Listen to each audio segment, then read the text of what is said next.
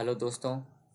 तो आज हम लोग करने वाले हैं अपना जो एमटीएस का क्वेश्चन का एनालिसिस। मतलब हम लोग क्वेश्चन पेपर को पीवाईज क्यूज को डिस्कस करने वाले हैं।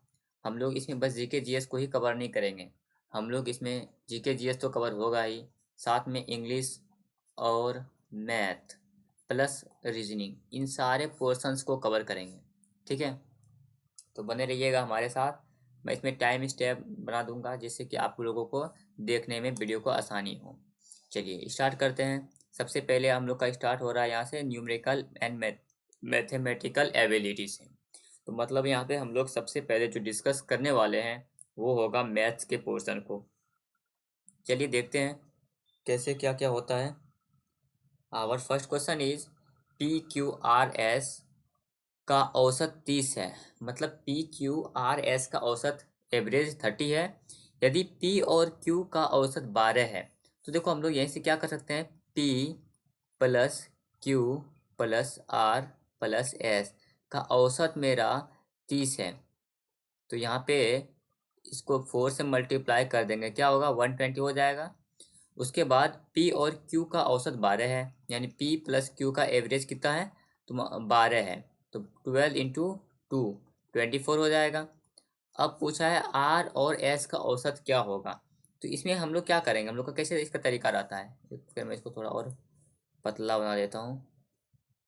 तो इसमें हम लोग क्या करेंगे, R और S का अगर एवरेज निकालना है तो सबसे पहले हम लोग क्या करेंगे, टोटल 120 है ना, 120 में से P और Q को माइनस कर देते हैं। तो 120 में से P और Q को माइनस करेंगे 24 को, तो कितना बच जाएगा, तुम्हारा बच जाएगा यहाँ पे 96। और ये जो होने वाला है 96 R प्लस S का सम होने वाला है। तो अगर R प्लस S का हम लोग एवरेज निकालेंगे डिवाइडेड बाई 2 करेंगे तो ये क्या हो जाएगा, 96 divided by 2 is equal to 48। तो इस तरह से हम लोग इसको अप्रोच करने वाले थे। ठीक है, यहाँ पे वैसे मैं एक्सप्लेन कर रहा हूँ इसलिए टाइम लग रहा है, इसको आप वर्बली भी कर सकते हैं।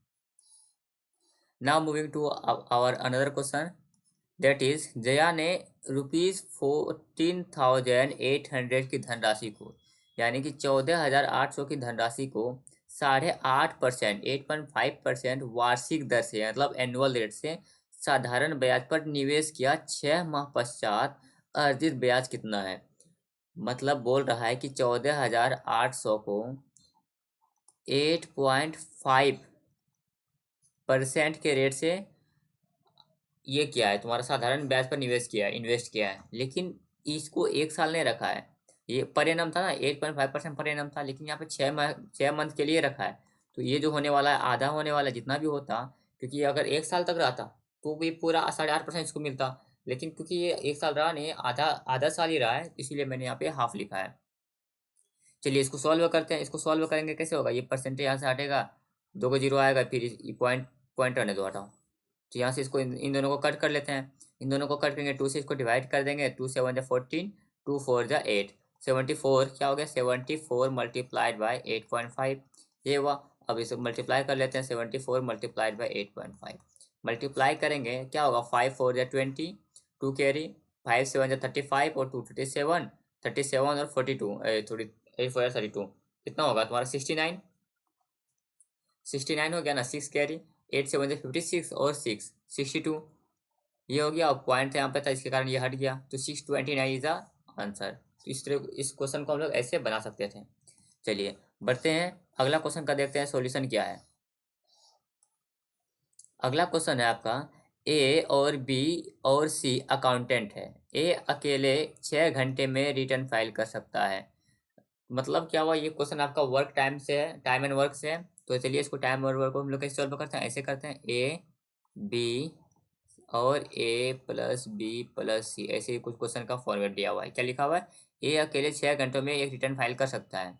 ठीक है, बी अकेले उसी रिटर्न फाइल को 10 घंटों में कर सकता है। तीनों मिलकर इसे कितने घंटों में, 3 घंटे में कर सकते हैं। तो तीनों की एफिशिएंसी हम लोग देख लेते हैं।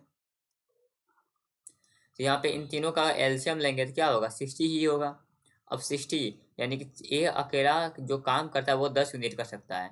बी उस काम को 6 यूनिट एक दिन में कर सकता है। और A B C, sorry, 6 unit पर आवर काम कर सकता है। और ए बी सी तीनों मिलके ये हो जाएगा आपका 20 यूनिट। तो यहाँ से देख लो कि ए 10 काम कर रहा है, बी 6 काम कर रहा है और ओवरऑल 20 काम हो रहा है, तो सी कितना काम कर रहा होगा? सी आपका देखो ए प्लस बी मिलके ही आपका 10 प्लस 6 16 हो रहा है, और आपका ए प्लस बी प्लस सी तीनों कितना है? 20 है। तो यहाँ पे सी कितना काम कर रहा होगा? 4 मिनट पर डे का, 4 मिनट कर रहा होगा। तो सी अकेले वही रिटर्न कितने समय फाइल करेगा? तो देखो वो रिटर्न कितना है? 60 है। तो 60 काम, टोटल 60 काम है, और सी एक बार में 4 काम कर सकता है, 1 घंटा में 4 काम कर सकता है मान ले। तो इसको अगर हम लोग कैलकुलेट करेंगे कितना होगा? 15 आवर, यानी कि सी उस काम को 15 घंटों में कर सकता है। ठीक है, इस तरह का सोल्यूशन हो गया। चलिए अगला क्वेश्चन देखते हैं। अगला है, एक कंप्यूटर का अंकित मूल्य 10,000 है। एक कंप्यूटर का अंकित मूल्य 10,000 है। MP is equal to 10,000, mark price 10,000 है, और विक्रय मूल्य 7650 है, यानी SP कितना है? 7,650 SP है। यदि 15% और X% का दो क्रमागत बट्टा दिया जाता है, ये डिस्काउंट से क्वेश्चन है, तो X का मान क्या ज्ञात कीजिए। 15%, और तो चलिए यहाँ पे हम लोग देख लेते हैं डिस्काउंट है कितने का। पहले ये निकाल लेते हैं। तो यहाँ पे हम लोग इसको डिस्काउंट देख लेते हैं कितने का है मिला है ओवरऑल। तो यहाँ पे 0 हो जाएगा, और तुम्हारा 76 से इसको 350 दे देंगे तो 800, 2350 है ना? सॉरी 2350 नहीं, 3350।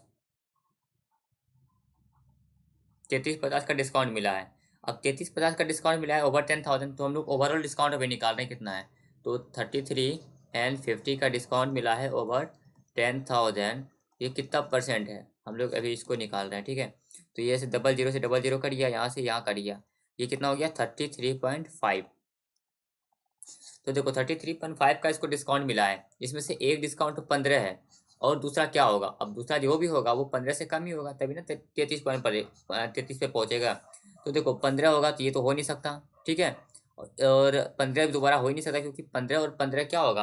आपका 15 15 30 हो जाएगा, और फिर इसमें और डिस्काउंट लगाएंगे तो ये ज़्यादा हो जाएगा, तो ये तो होगा नहीं। और ये तो बहुत ही कम है, तो इससे आपको एलिमिनेट करके भी निकाल सकते हो। चलिए हम लोग देख लेते हैं 15 और 10 आंसर सही है या नहीं। 15 और 10 का जो डिस्काउंट देते हैं वो 33.5 के बराबर होता नहीं है या नहीं है। तो देखो होता है ना, वो एक फॉर्मूला आपको पता होगा, A+B-A/B/100, ये होता है ना। या फिर इसको आप लोग ऐसे भी लिख सकते हैं, -A-B+A/B/100, ये डिस्काउंट होता है डबल डिस्काउंट का। तो यहाँ पे देखो हम लोग कैसे निकाल सकते हैं? 10+15 -10 × 15 आपका 100। तो यहाँ पे हो गया आपका 10 15 35, 35 में से ये जीरो कट गया, तो 1.5। जब 35 में से 1.5 माइनस करेंगे कितना हो जाएगा? 33.5 होगा। तो आप इस तरह से वैसे इसको तुक्का लगा के, मतलब बिना बिना इस ये सब किए ही आप यहाँ से आ सकते थे, क्योंकि यहाँ यहीं से आपको पता चल रहा था कि देखो 15 है ना, तो 15 और 10 का ही डिस्काउंट जो है 33.5 होता है। नहीं तो वैसे भी 5 तो होता नहीं, 20 तो ज़्यादा हो जाता है, तो ये तो कभी होगा ही नहीं। और ये 15 भी नहीं होगा, क्योंकि अगर 15 15 होगा तो वैसे ही 30 हो रहा है, और उसमें माइनस कर देंगे तो और कम हो जाएगा वो।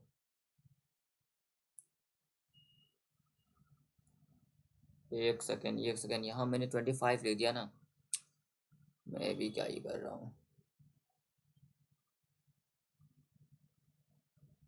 35 मैंने कैसे लिखा यहाँ? This is 25।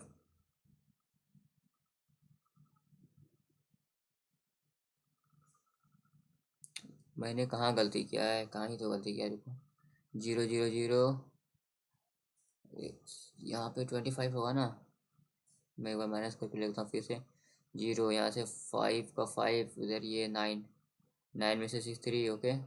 ये बचा तुम्हारा 9 में से 7 2, अच्छा यहाँ पे ये होगा 23। अब इसको फिर से निकालना होगा, थोड़ा सा मिस्टेक हो गया है।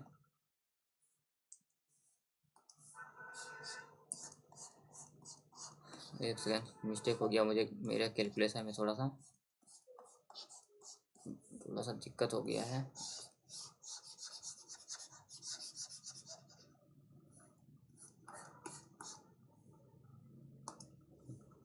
तो यहाँ पे हम लोग देख लेते हैं 2350 जो है 10,000 का कितना परसेंट है, ये हम लोग देख लेते हैं। तो यहाँ से हम लोग इसको एलिमिनेट करेंगे, इसको एलिमिनेट करेंगे, ये हो जाएगा 23.5। हाँ, अब यहाँ से हम लोग डायरेक्ट इसको आंसर को टिक कर सकते हैं। वैसे भी फिर इसको इसको ही आप लगाते तो वहीं पहुँच जाते हैं। ठीक है, चलिए देखते हैं अगला क्वेश्चन। अगला क्वेश्चन जो है वो है, ए अपनी आय का 18% बचाता है, ठीक है, 18% सेव करता है। यदि उसकी आय में 41% की वृद्धि होती है, यानी कि उसके जो आय है 41% से बढ़ जाता है, और फिर भी वह उतनी ही धनराशि बचा पाता है, तो उसके व्यय में कितने प्रतिशत वृद्धि हुई। तो आइए हम लोग देखते हैं इसको हम लोग कैसे सॉल्व करेंगे। सबसे पहले इनकम जो होता है वो बराबर होता है एक्सपेंडिचर प्लस सेविंग के, यानी अपना जो आय होता है वो व्यय और बचत के बराबर होता है। तो सबसे स्टार्टिंग में मान लीजिए हम लोग का आय 100% था या फिर 100 रुपीज़ था, जिसमें से वो 41% क्या कर रहा था, जिसमें से वो 18% सेव कर रहा था। 18% अगर सेव कर रहा था, 100 में 18 रुपया सेव कर रहा था, तो खर्च कितना कर रहा होगा, खर्च कर रहा होगा 82। ठीक, अब क्या हुआ, 41% की वृद्धि हो गई, 41% बढ़ गया। जैसे ही 41% वृद्धि हुई तो इसको हम लोग 141 लिख सकते हैं, लेकिन वो कैलकुलेशन लंबा हो जाएगा, हम लोग इसको ऐसे सॉल्व करेंगे। 41% की जब वृद्धि हुई, अब क्या हुआ, तो वह फिर भी उतनी ही धनराशि बचा पाता है, मतलब इसका सैलरी इनकम तो बढ़ा है, लेकिन आपका जो है जो क्या बोलेंगे सेविंग, बचत नहीं बढ़ा है। बचत 18 का 18 ही है, इसमें एक भी रुपया नहीं बढ़ा। तो मतलब क्या हुआ, जितना भी उसका पैसा बढ़ा वो सारा का सारा खर्च ही हो रहा है। तो यानी कि ये जो 82 है, इसी में एक्सपेंडिचर में ही 41 का इंक्रीमेंट हो गया है। अब उसका जो खर्च हो रहा था उसी में 41 रुपया, जितना भी उसका रुपया बढ़ा था ना, वो सारा का सारा खर्च में ही बढ़ा दिया, वो सेव किया ही नहीं। तो ओवरऑल 41% बढ़ा था। तो 100 का अगर 41% निकालेंगे तो 41 रुपीज़, यानी 41 रुपीज़ बढ़ा था। तो 41 रुपये का 41 रुपये क्या हुआ, खर्च ही कर रहा है। तो देखो पहले उसके पास वो खर्च कर रहा था 82 रुपया, है ना, अभी वो 41 रुपया खर्च कर रहा है, यानी कि 41 रुपया और बढ़ा दिया उसमें। तो उसका जो आपका एक्सपेंडिचर है वो कितना बढ़ा, ये बढ़ जाएगा 82 प्लस 82 में 41% बढ़ रहा है, 41 रुपीज़ बढ़ रहा है। तो ये कितना परसेंट है, इसको परसेंट निकालेंगे तो निकल जाएगा ऐसे 2 से डिवाइड करके 50%। तो इसका आंसर क्या होगा, 50%। ठीक है, चलिए अगला क्वेश्चन देखते हैं। अगला क्वेश्चन क्या है, यदि दो गोलों के पृष्ठीय क्षेत्रफल 81 एंड 25 है। अब गोला स्फेयर, स्फेयर का आपका टोटल सरफेस एरिया, सॉरी क्या बोले, हाँ टोटल सरफेस एरिया ही बोलते हैं। तो स्पेयर का टोटल सरफेस एरिया टी ऐसे 81 ये 25 है। अब देखो स्पेयर का जो होता है क्या, इसका फॉर्मूला क्या होता है, ये होता है 4 पाई r स्क्वायर ही होता है, जिसमें से ये तो न्यूमेरिकल वैल्यू है, तो इसका कोई यहाँ पे इसका कोई ज़रूरत है नहीं परसेंटेज में या फिर रेशियो में। ठीक है, तो ये हुआ यहाँ पे क्या हुआ कि एरिया आर स्क्वायर है ना, आर स्क्वायर पे डिपेंड कर रहा है। तो ये 81 और 25 ये है, आर स्क्वायर का वैल्यू है। मान लो इसको बड़ा ले लेते हैं, तो उनकी त्रिज्याओं का अनुपात क्या होगा। अब उसका रेडियस, रेडियस का अनुपात क्या होगा, तो देखो एरिया जो है इसका बस स्क्वायर है ना, तो इसका अगर हम लोग अंडर रूट निकाल देंगे तो आपका एरिया आ जाएगा, रेडियस आ जाएगा, इसका अंडर रूट कर दो तो 81 का अंडर रूट करेंगे तो 9, और इसका अंडर रूट करेंगे तो 5। ये इसका आंसर हो गया 9:5। चलिए इसको हम लोग इस तरह से सॉल्व कर सकते थे। अगला क्वेश्चन क्या है, 15 और 25, 15 और 25 का एलसीएम क्या है। तो देखो इसको तो हम लोग ऐसे ही कर सकते हैं कि 15 और 25 का सबसे छोटा, इसमें हम लोग ऑप्शन में देख सकते हैं कि सबसे छोटा से ना सब नंबर को मेरे, मैं इसको ऐसे करता हूँ, सब नंबर को मैं ट्राई करता हूँ, ये से कट रहा है, ये से कट रहा है, ये से कट रहा है, ये से कट रहा है, इसमें सबसे छोटा नंबर कौन है, ये पहले हम लोग इसको देखेंगे कि ये कट रहा है या नहीं कट रहा है। तो 25 इससे तो कट रहा है लेकिन इससे नहीं कट रहा, तो ये आंसर नहीं होगा। ठीक है, उसी प्रकार अब इससे बड़ा नंबर ये है 75, क्या ये इससे कट रहा है, बिल्कुल ये इससे भी कट रहा है बिल्कुल, तो इसको हम लोग ऐसे कर लेंगे। हालांकि जो ऐसा नहीं करना चाहते हैं उसके लिए ये तरीका है, ये 15 ये 25।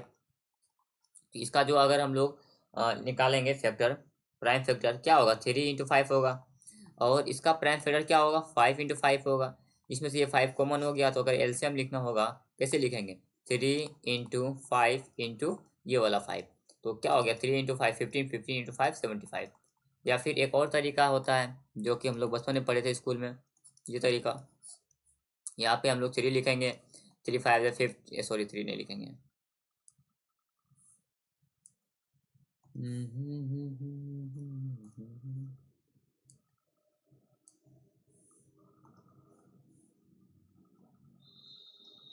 5 लिखेंगे यहाँ, 5 3 या 15 और 5 5 25, फिर से हम लोग यहीं पे आ जाएंगे तो ये इसका आंसर हो जाएगा। लेकिन आप लोग इसको ऐसे ही करिएगा, ठीक है। चलिए अगला क्वेश्चन देखते हैं। अगला है, अमन, कमल और मनन की चाल का अनुपात 2 3 4 है। रेशियो ऑफ स्पीड, स्पीड का रेशियो क्या है? 2:3:4 है। अमन, कमल और मनन द्वारा समान दूरी तय करने में लगने वाला समय का क्रमशः अनुपात क्या है? अब वो टाइम का अनुपात पूछ रहा है, तो आपको अगर पता नहीं है तो मैं बता देता हूँ कि देखो देखो होता क्या है, distance is equal to speed into time, ठीक है। तो अगर यहाँ पे मैं डिस्टेंस को यहाँ पे नॉर्मल कांस्टेंट मान लेता हूँ, तो यहाँ पे हो जाएगा टाइम और यहाँ पे स्पीड हो जाएगा। तो स्पीड क्या हुआ, इन्वर्सली प्रोपोर्शनल हुआ ना टाइम के, स्पीड इन्वर्सली प्रोपोर्शनल हुआ टाइम के, यानी कि स्पीड और टाइम उल्टा होता है, इस तरह आप समझ सकते हो इसको, ठीक है।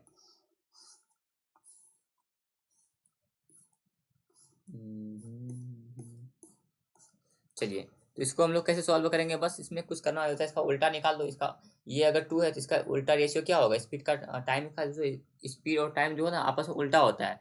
तो ये अगर 2 रेशियो है, इसको हम लोग निकालेंगे, कैसे निकाला जाता है, इसको मल्टीप्लाई कर दो, 3 × 4 12 हुआ, ये हो गया। मतलब इसके नीचे अगर निकालना है ना तो हम लोग इसको मल्टीप्लाई नहीं करेंगे, बाकी दोनों को मल्टीप्लाई कर देंगे, ठीक है। या फिर अगर 3 होता तो बाकी तीनों को मल्टीप्लाई कर देते हैं। जैसे कि अभी 3 है, 3 का अगर हमको उल्टा निकालना है, कैसे करेंगे, इसको छोड़ के इन दोनों को मल्टीप्लाई करेंगे, इसको छोड़ के इन दोनों को मल्टीप्लाई करेंगे, 4 × 2 = 8। और अगर हमको 4 का रेशियो निकालना है, उल्टा रेशियो निकालना है, कैसे निकालेंगे, इसको छोड़ के इन दोनों को मल्टीप्लाई करेंगे, 2 × 3 6। ये होता है तरीका, ठीक है। अब यहाँ से हम लोग देख रहे हैं कि ये अभी भी रेशियो फॉर्म में नहीं है, ये थोड़ा बड़ा है, 2 से कट रहा है, ठीक है। तो 2 से कटाएंगे तो ये 6 हो जाएगा, 2 से कटाएंगे तो ये क्या हो जाएगा तुम्हारा 4 हो जाएगा, 2 से कटाएंगे तो ये 3 हो जाएगा। ये आपका 643 आंसर हो गया, ठीक है।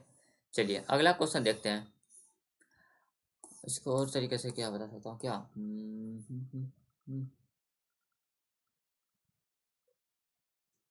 या फिर जिसको अगर ऐसे समझ में नहीं आया ना, एक और तरीका होता है, मैं वो बता देता हूँ, 2 3 4। अब देखो इन सब का एलसीएम लो, ठीक है। इन सब का एलसीएम लो, कैसे होगा, 4 3 और 2 का एलसीएम 12 होगा ना। तो इसको 2 को करना क्या होता है, 12 से डिवाइड करना होता है, उसके बाद एक सेकंड कैसे करना होता है, 2 को 12 से डिवाइड करेंगे, हाँ नहीं नहीं नहीं, हाँ इसका ऐसे क्या आता है, 12 आया ना, इसको 2 से डिवाइड कर दो तो 6 आ जाएगा। फिर जैसे इसको 12 है तो इसको 3 से डिवाइड कर दो, यानी कि ये 4 हो जाएगा। फिर इसको 12 है ना, इसको 3 से डिवाइड 4 से डिवाइड कर दो, 3 हो जाएगा। एक ये तरीका भी होता है, ऐसे भी आप कर सकते हो। और जब ये उल्टा देखो, आपको कैसे पता चलेगा ये उल्टा हुआ या नहीं हुआ, एग्जैक्टली हम लोग का आंसर सही है या नहीं। इसको आप देखो मल्टीप्लाई कर दो, मल्टीप्लाई करोगे तो ये 12 हो जाएगा, ये 12 हो जाएगा, ये 12 हो जाएगा, सेम आया ना, सेम स्पीड आ गया, इसका मतलब ये सही है। चलिए अगला देखते हैं। एक बस 45 मिनट में 45 किलोमीटर की दूरी तय करता है, स्पीड क्या हो गया, 45 मिनट में अगर कोई बस 45 किलोमीटर चल रहा है तो उसका स्पीड क्या होगा।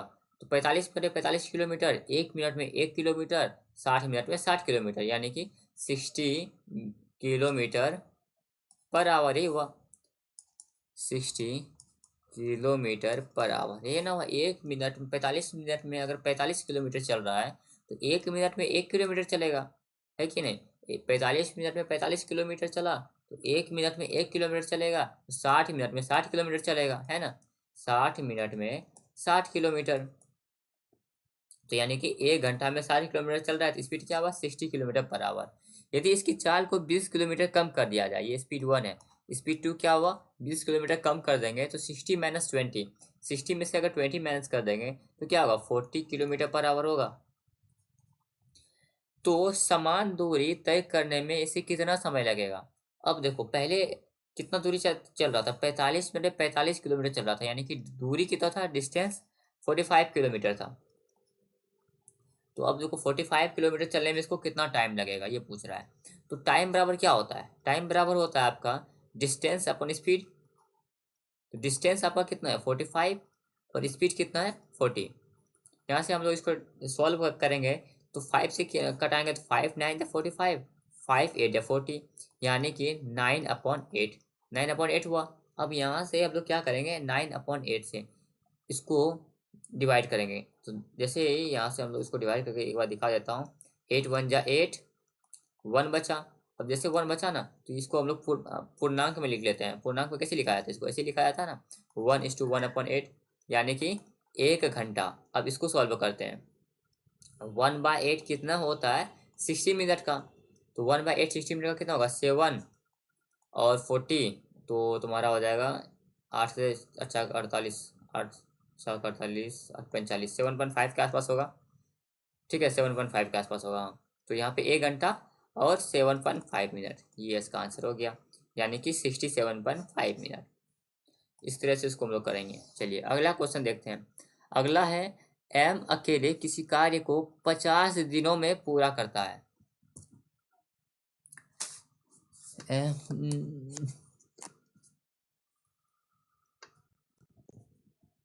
अगला क्वेश्चन क्या है, एम अकेले किसी कार्य को 50 दिनों में पूरा कर सकता है और एन अकेले उसी कार्य को 100 दिनों में पूरा कर सकता है। तो एम किसी कार्य को 50 दिनों में पूरा कर सकता है, एन उसी कार्य को 100 दिनों में पूरा कर सकता है यदि वे दोनों साथ मिलकर कार्य करें। तो यहाँ से पहले हम लोग इन दोनों का एफिशिएंसी निकाल लेते हैं, ये कितना कितना काम करता है, कौन ज्यादा काम करता है, कौन कितना कम काम करता है। तो इन दोनों का हम लोग एलसीएम यहाँ पे क्या करना होता है, एलसीएम लिखना होता है। ठीक है, तो 50 और 100 का अगर एलसीएम निकालेंगे तो क्या होगा, 50 और 100 का अगर हम लोग एलसीएम निकालेंगे तो ऐसे हो जाएगा ना, 51 जा 50, 52 जा 100। यहाँ से एलसीएम क्या हो जाएगा, 50 × 2 = 100। तो यहाँ पे हम लोग लिख सकते हैं 100। अब इसको एफिशिएंसी क्या हुआ, 50 × 2 100 होता है और 100 × 1, यानी कि एम 2 काम करता है तो एन 1 काम करता है। ठीक है, एम अगर 2 यूनिट काम कर रहा है तो एन 1 यूनिट काम कर रहा है। तो ओवरऑल पूछ रहा है कि 25 दिनों में कुल कार्य का कितना प्रतिशत पूरा होगा अगर दोनों साथ में काम करें। तो देखो एम 2 काम करता है और एन 1 यूनिट काम करता है, तो एम और एन दोनों कितना यूनिट काम करेगा, दोनों 3 यूनिट काम करेगा। और 25 दिनों में यानी एक दिन में अगर एम 2 काम करता है और एन एक दिन में 1 काम करता है, तो दोनों मिलकर एक दिन में कितना काम करेगा, 3 काम करेगा। और पूछ रहा है 25 दिनों तक साथ में काम किया तो कितना काम पूरा होगा, 75 काम पूरा होगा। ठीक है, लेकिन यहाँ प्रतिशत में पूछा है, तो अब हम लोग निकालेंगे यहाँ पे 75 जो है वो 100 का कितना प्रतिशत है। 100 कहाँ से आया, ये वाला 100। तो 75 जो है, अब देखो इसको मान लो तो 75 यूनिट, इसको ये यूनिट में लिख दूंगा। यूनिट अगर लिख दूंगा तो आपको कंफ्यूजन नहीं होगा। 100 यूनिट है तो देखो 75 यूनिट 100 यूनिट का कितना प्रतिशत है, तो यहाँ से हम लोग 75 आंसर करेंगे। ये स्टेप जरूरी इसलिए था क्योंकि यहाँ पे अगर 100 नहीं लिखा होता ना तो आपका आंसर गलत हो जाता, क्योंकि यहाँ तो वैसे 100 लिखा हुआ था इसलिए आपका आंसर डायरेक्ट भी कर सकते थे। चलिए अगला क्वेश्चन है, क्या है अगला क्वेश्चन,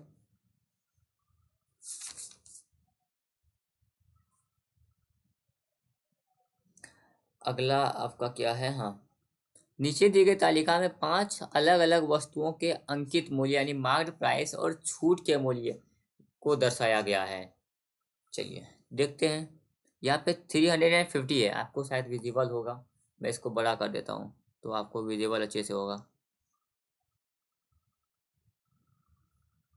तो देखो 350 है, 350 में से 70 अगर माइनस कर देंगे तो कितना होगा, 350 में से अगर 70 माइनस करेंगे तो देखो ऐसे करो, 350 इसको 70 को लिख सकते हैं ना, मैं इसको यहाँ पे 70 को हम लोग लिख सकते हैं 50 + 20। तो देखो 350 में से 50 माइनस किए तो आपका 200, 300 हुआ, 300 में फिर 20 माइनस कर देंगे तो कितना होगा, 280। ठीक, उसी तरह से 75 को हम लोग क्या लिख सकते हैं, 25 + 50 लिख सकते हैं।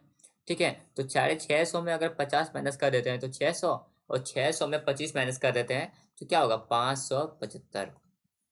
उसी तरह से इसको हम लोग क्या लिख सकते हैं, 50 + 16 लिख सकते हैं। तो 450 में अगर 50 माइनस करते हैं तो 400, और 400 में अगर 16 माइनस कर देंगे तो क्या होगा आपका, 384। अगला देखते हैं 50, इसको भी हम लोग लिख सकते हैं 50 प्लस क्या, 22, 50 + 22 लिख सकते हैं। अब 750 में यानी कि 750 में 50 माइनस कर देंगे तो 700 बचेगा, और 700 में 22 अगर माइनस कर देते हैं, 700 में कितना, 22, 700 में अगर 22 माइनस करते हैं तो क्या होगा, आपका एक सेकंड, अरे यार मैं एक चीज भूल गया। चलो कोई बात नहीं। हाँ, 700 में से अगर 22 माइनस करते हैं तो आपका होगा 78। कितना? 678। उसके बाद 850 में अगर 80 माइनस करते हैं तो इसको हम लोग 50 + 30 लिख सकते हैं। आप लोग इसी तरह इसको मन में कर सकते हैं। ये मैं यहाँ पे इसलिए लिख रहा हूँ क्योंकि ऐसे ही मैं मन में माइनस करता हूँ, इससे आसानी होता है माइनस करने में। तो 850 में अगर 50 माइनस कर देंगे तो 800, और 800 में 30 माइनस करेंगे तो 770। ठीक है, इतना होगा। अब मैं इसको थोड़ा छोटा कर देता हूँ।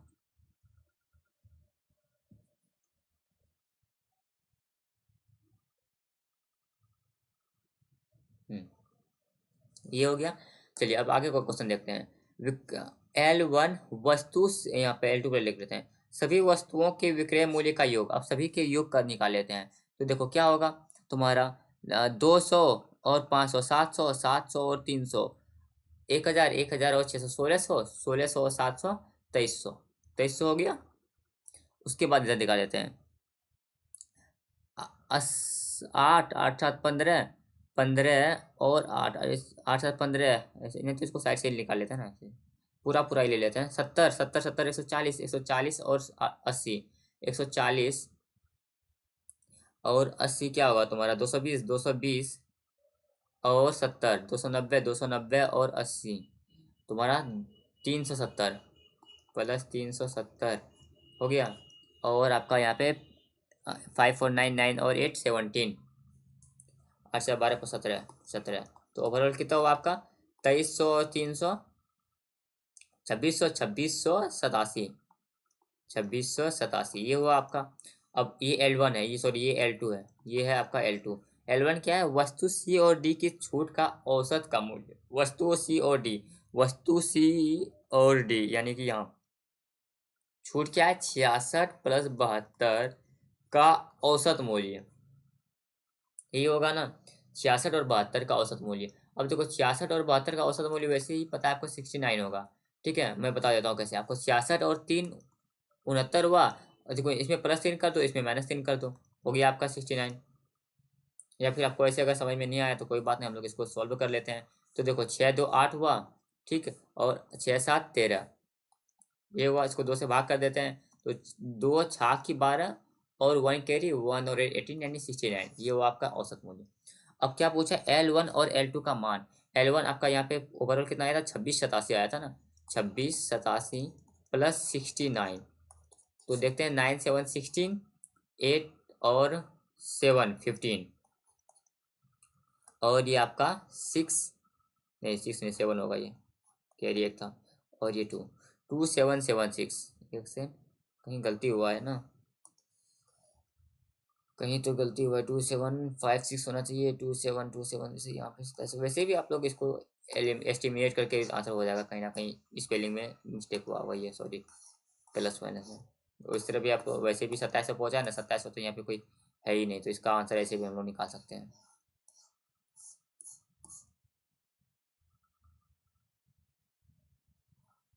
और यहाँ से भी हम लोग इसको निकाल सकते थे, जैसे 2687 हो गया था ना, तो यहाँ से हम लोग इसका आंसर निकाल सकते थे। चलिए बढ़ते हैं अगला क्वेश्चन की ओर। अगला क्वेश्चन क्या है, यदि किसी घनाभ की लंबाई और चौड़ाई दोनों में से, यहाँ पे गलती कहाँ हुआ है ये हम लोग एक बार देख लेते हैं, नहीं तो फिर दिक्कत हो जाएगा ना। गलती कहाँ हो गया ये देखना भी जरूरी है।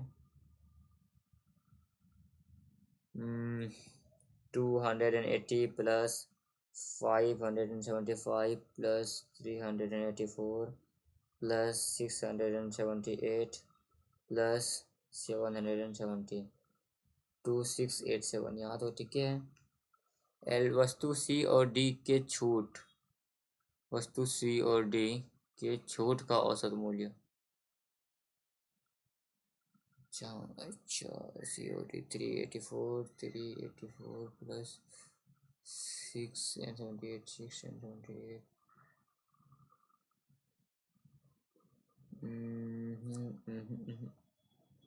66 + 72,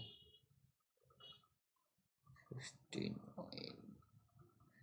कहाँ गलती है, गलती तो प्लस माइनस में नहीं हुआ है। अच्छा, यहीं पे तो गलती नहीं हो गया, यही दिक्कत है मैथ में। एक सेकंड थोड़ा सा मैं देख लेता हूँ गलती कहाँ हुआ है। 280, 650 माइनस 75, 575 ये भी सही है। 450 माइनस 66, 394 ये भी सही है। 750 माइनस 72, 628 ये सही है। 850 माइनस 80, 850 माइनस 80, 770 ये भी सही है। मेरा तो सब कुछ सही है, हो सकता है इसका आंसर ही गलत हो। जैसे अगर आपको यहाँ पे कोई गलती दिख रहा है तो कमेंट करके ज़रूर बताइएगा, ठीक है। मुझे नहीं दिख रहा यहाँ। चलिए अगला क्वेश्चन देखते हैं। यदि किसी घनाभ की लंबाई और चौड़ाई दोनों में 50% की वृद्धि कर दी जाए। अब देखो 50% होता कितना है, ये होता है 1/2, ये होता है ना। तो हुआ क्या, एल बी और H. L B H, L में क्या हुआ, 2 से बढ़ के 3 हो गया। और आपका आपका लंबाई और चौड़ाई दोनों, दो चौड़ाई भी क्या हुआ, 2 से बढ़ के 3 हो गया। अब आपका ऊंचाई जो है, क्या किया जाए, ऊंचाई में कितने प्रतिशत की कमी करनी होगी ताकि इसका आयतन वही रहे। अब देखो ऊंचाई में क्या करना होगा इसका, मैं बता देता हूँ। यहाँ से एक सेकंड मैं थोड़ा सा यहाँ लिख देता हूँ। ऐसे 2 3 2 3 हुआ ना। इसका ओवरऑल क्या हुआ, 4:9 हो गया, है ना, ये हुआ है।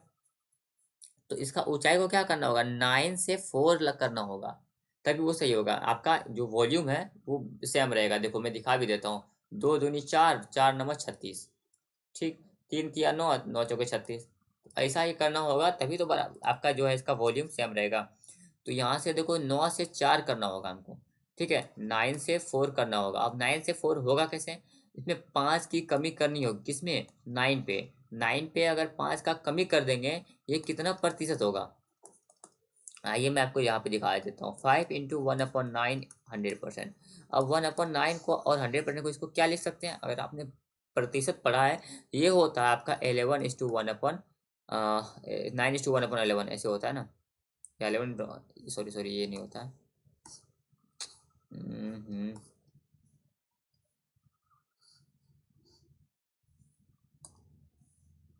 11:1/9% होता है, ठीक। और इंटू मल्टीप्लाइड बाय 5, तो ये क्या हो गया, 11×5 = 55, यानी कि 55 के आसपास आंसर होगा। तो इसका आंसर यहाँ पे ये हो गया। चलिए अगला क्वेश्चन देखते हैं। अगला है, एक व्यक्ति को एक स्थान तक पैदल जाने और वहां से पैदल वापस आने में 6 घंटे का समय लगता है। तो देखो मैं ज़्यादातर जब भी क्या करता हूँ, टाइम स्पीड और डिस्टेंस बनाता हूँ ना, तो वो मैं अपनी समझ से बनाता हूँ, फॉर्मूला सबसे नहीं, क्योंकि फॉर्मूला इसमें इतना है कि मैं भूल जाता हूँ, ठीक है। तो इसको भी मैं वैसे ही करने वाला हूँ। एक व्यक्ति को एक स्थान तक पैदल जाने और वहां से पैदल वापस आने में 6 घंटा लगता है। तो देखो मान लो ये कोई स्थान है, यहाँ से यहाँ, मैं इसको 2 बार बना लेता हूँ ताकि समझने में आसानी होगा, देखना। तो एक व्यक्ति एक स्थान तक पैदल जाने और वहां से पैदल वापस आने में 6 घंटे का समय लगता है। मतलब एक आदमी है जो कि यहाँ से यहाँ जा रहा है और फिर यहाँ से यहाँ आ रहा है, तो उसको 6 घंटा लग रहा है। मतलब 3 घंटा इधर लग रहा है और 3 घंटा इधर लग रहा है, ये तो मतलब हुआ ना। अब यदि वह दोनों ओर गाड़ी से जाता तो 2 घंटे का समय बच सकता था। मतलब क्या, दूसरा केस समझते हैं। इस बार क्या हुआ कि वो गाड़ी से गया, तो गाड़ी से गया तो 2 घंटे का समय बच गया, मतलब 3 और 3 6 घंटा लग रहा था। अब उसको 2 घंटे कम यानी कि 4 ही घंटे लगेंगे। तो यहाँ पे भी इसको जाने में 2 घंटा लगा होगा गाड़ी से, और गाड़ी से वापस आने में 2 घंटा लगा होगा, यही हुआ होगा, ठीक। अब देखो पूरी यात्रा में तय की गई दूरी 20 मील है। अब 20 मील कब होगा, जब ये यहाँ से यहाँ जब गया 10 मील गया, ठीक, और 10 मील वापस आया, तभी तो होगा 20 मील ना। 10 मील वापस आया, ठीक। यदि वह पैदल जाता है, अब पैदल जा रहा है और गाड़ी से वापस आता है, तो पूरी यात्रा के दौरान उसकी औसत चाल क्या होगी। अब पैदल गया, ठीक है, तो पैदल जब गया, अच्छा गाड़ी से वापस आया, यहाँ पे 10, देखो 10 मील चला है 2 घंटे में, 10 मील चला है 2 घंटे में, तो स्पीड कितना हुआ। अब स्पीड क्या बराबर क्या होता है, स्पीड बराबर होता है डिस्टेंस अपॉन टाइम। ये होता है ना, डिस्टेंस अपॉन टाइम। तो डिस्टेंस कितना है 10 मील, और टाइम कितना है 2 आवर, यानी कि वह 5 मील/आवर, ये गाड़ी से। अब पैदल जब जा रहा है, पैदल जा रहा है 10 मील। अब यहाँ पे स्पीड, ये मैं स्पीड ऑफ कार लिख देता हूँ, स्पीड ऑफ यहाँ पे फुट लिख देता हूँ। तो देखो पैदल जो है 10 मील चला है 3 घंटे में, 10 मील चला है 3 घंटे में, तो इसका एवरेज आपका ये क्या होगा, 3.33 होगा, 3.33 पर आवर, यानी मील पर आवर। ये हुआ। अब देखो पूरी यात्रा के दौरान उसकी औसत चाल कितनी है। अब पूरी यात्रा के दौरान उसका एवरेज निकालना है। एवरेज कैसे निकालेंगे, 3.3 और 5 का, तो 3.3 और 5 का एवरेज निकाल लेंगे तो क्या होगा, 5 और 3 8, यानी कि 4 के आसपास होगा। तो इसका आंसर ये हो जाएगा। इस तरह से आंसर हुआ इसका। ठीक, चलिए अगला देखते हैं। अगला क्वेश्चन क्या है, ये इसको सॉल्व करना है। देखो सॉल्व करने का तरीका देखो कुछ नहीं है, मैं बताता हूँ आपको। जहाँ भी प्लस प्लस हो ना, प्लस या माइनस हो, तो वहाँ पे हम लोग इसको पोर्शन में बांट लेते हैं। जैसे एक ये पोर्शन हुआ, ठीक, एक ये पोर्शन हुआ और एक ये पोर्शन हुआ। 3 पोर्शन बना लिया मैंने। अब इसमें देखो कि ये डिवाइड में है। अगर इसको हम लोग लिख सकते हैं, कैसे लिख सकते हैं, 28 × 25 डिवाइडेड बाई 7 × 15। इसको लिखना नहीं है, बस मन में ऐसे समझो। तो यहाँ से हम लोग क्या करेंगे, 7 से 25 तो नहीं कट रहा है, लेकिन ये इसके भी नीचे है ना, तो इसको हम लोग 7 से इसको करा सकते हैं 4 बार में। ठीक, अब क्या हुआ, 25 × 4, 25 × 4 100 हुआ, 100 × 15 1500। ये वाला पोर्शन क्या हुआ आपका, 1500 बन गया। अब उसी तरह से इसको हम लोग कैसे लिख सकते हैं, इसको हम लोग लिख सकते हैं 63 × 56 × 5 डिवाइडेड बाई 12। ठीक, अब जानबूझ के यहाँ पे इसको ऐसे लिखा जाता है कि ये कटे ना। एक सेकंड, ये 12 या 72 है, 72 है, नॉट 12, ये 72 है। अब देखो कैसे इसको कटाएंगे, 72 तो ये कट नहीं रहा है यहाँ पे। देखो यहाँ 9 से कट रहा है, तो 9 × 8 = 72, 9 × 7 = 63। अब 8 से कट जाएगा, 8 × 7 = 56। अब देखो 7 5 × 35, 35 × 7 क्या होगा आपका, 35 × 7 कितना होगा। तो देखो 7 × 5 = 35 और 7 × 21, 21 और 3 24, 245। ये आपका 245 हो गया। अब ये पोर्शन बचा, ये कितना हुआ आपका, 24 कितना होता है, 24 × 7 = 25, 24 नहीं, मुझे टेबल भी भूल गया हूँ। 24 × 7 = 28, 7 × 2 = 14, 7 × 28 हो गया, 2 7 × 2 = 14, 2 16 168 हो गया, प्लस 8। अब सबको देख लेते हैं, लिख लेते हैं एक साथ, 1500, उसके बाद 245,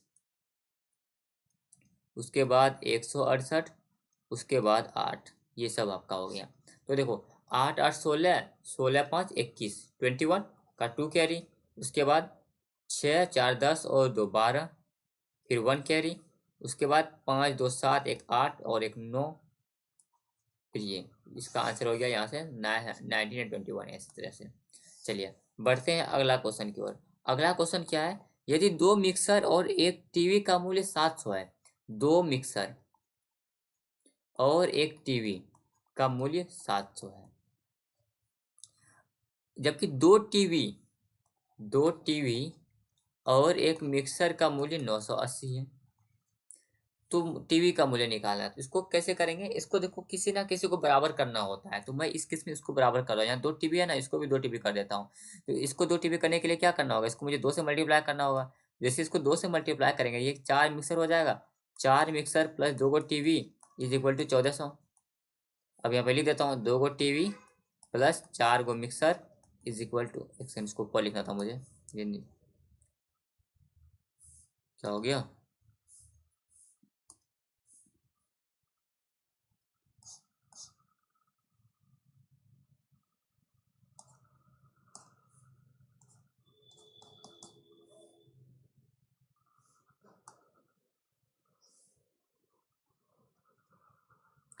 2 टीवी प्लस 4 मिक्सर का दाम हो गया आपका 1400 रुपया। अब यहाँ से इसको माइनस करते हैं, तो माइनस करेंगे तो ये टीवी टीवी तो खत्म हो गया। 4 मिक्सर में से 1 मिक्सर चला गया, तो 3 मिक्सर बचा, 3 मिक्सर और 980 में से 1400 करेंगे, इसमें 220 जोड़ेंगे, 1000 1000 और 400 यानी 420। 3 से कटा देंगे तो 14 या 42 यानी 140। मिक्सर का दाम 140 हो गया। पूछा क्या है, पूछा है टीवी का मूल्य, टीवी का मूल्य पूछा है। तो हम लोग टीवी का मूल्य कहाँ से निकाल सकते हैं, यहाँ से निकाल सकते हैं। तो देखो 2 मिक्सर, इसको इस इक्वेशन को देख लेते हैं। 1 मिक्सर का दाम 240 है, तो 2 मिक्सर का दाम क्या हो, 2 × 140 प्लस यहाँ पे टीवी इज इक्वल टू 700। अब देखो इसको क्या हुआ आपका, 14 दूनी 28, 280 plus TV is equal to 700। तो टीवी का अगर दाम निकालना है, इसको क्या करेंगे, 700 में से 280 को माइनस कर देंगे। तो क्या होगा, 700 में से 300 को माइनस कर दो, 400 और 20, 420 हो गया। तो यहाँ से आपका टीवी का दाम आ गया। ठीक है, चलिए अगला क्वेश्चन देखते हैं।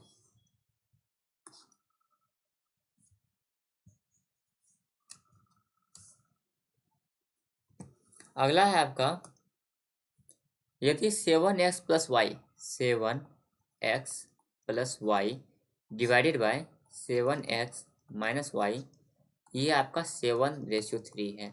तो एक्स और वाई का वैल्यू निकालना है। इसको कैसे करते हैं बताता हूँ। इसमें आपको क्या करो, नीचे वाला को एक बार ऊपर जोड़ो, फिर एक बार घटा देना है। मतलब मैं बताता हूँ, 7x प्लस वाई है ना, इसमें से आपको जोड़ देना है ये 7x plus Y minus Y, नीचे वाला। यानी कि ऊपर वाला और नीचे वाला है ना, इन दोनों को जोड़ देना है। तो इसमें भी वही करेंगे, 7+3 कर देंगे। एक बार क्या करो, इसको 7x माइनस वाई में से इसको घटा दो। तो इसको जैसे घटाओगे 7x प्लस वाई, ऐसे है ना। तो जैसे इसको माइनस में 7x माइनस वाई हो जाएगा, क्योंकि जब माइनस घुसेगा तो। ठीक है, तो इसको मैं यहाँ पे साथ में वही लिख देता हूँ।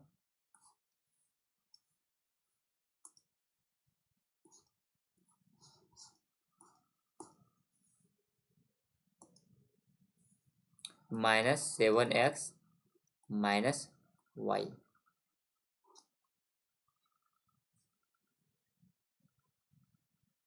एक समय इसको ही माइनस करिए, डबल माइनस लग जाएगा इसमें ना। ऐसा करता हूँ मैं, नीचे वालों को ये ऊपर वाले में से ही नीचे वाले को घटा देता हूँ। तो ये 7x प्लस वाई में से ही -7x माइनस वाई होगा।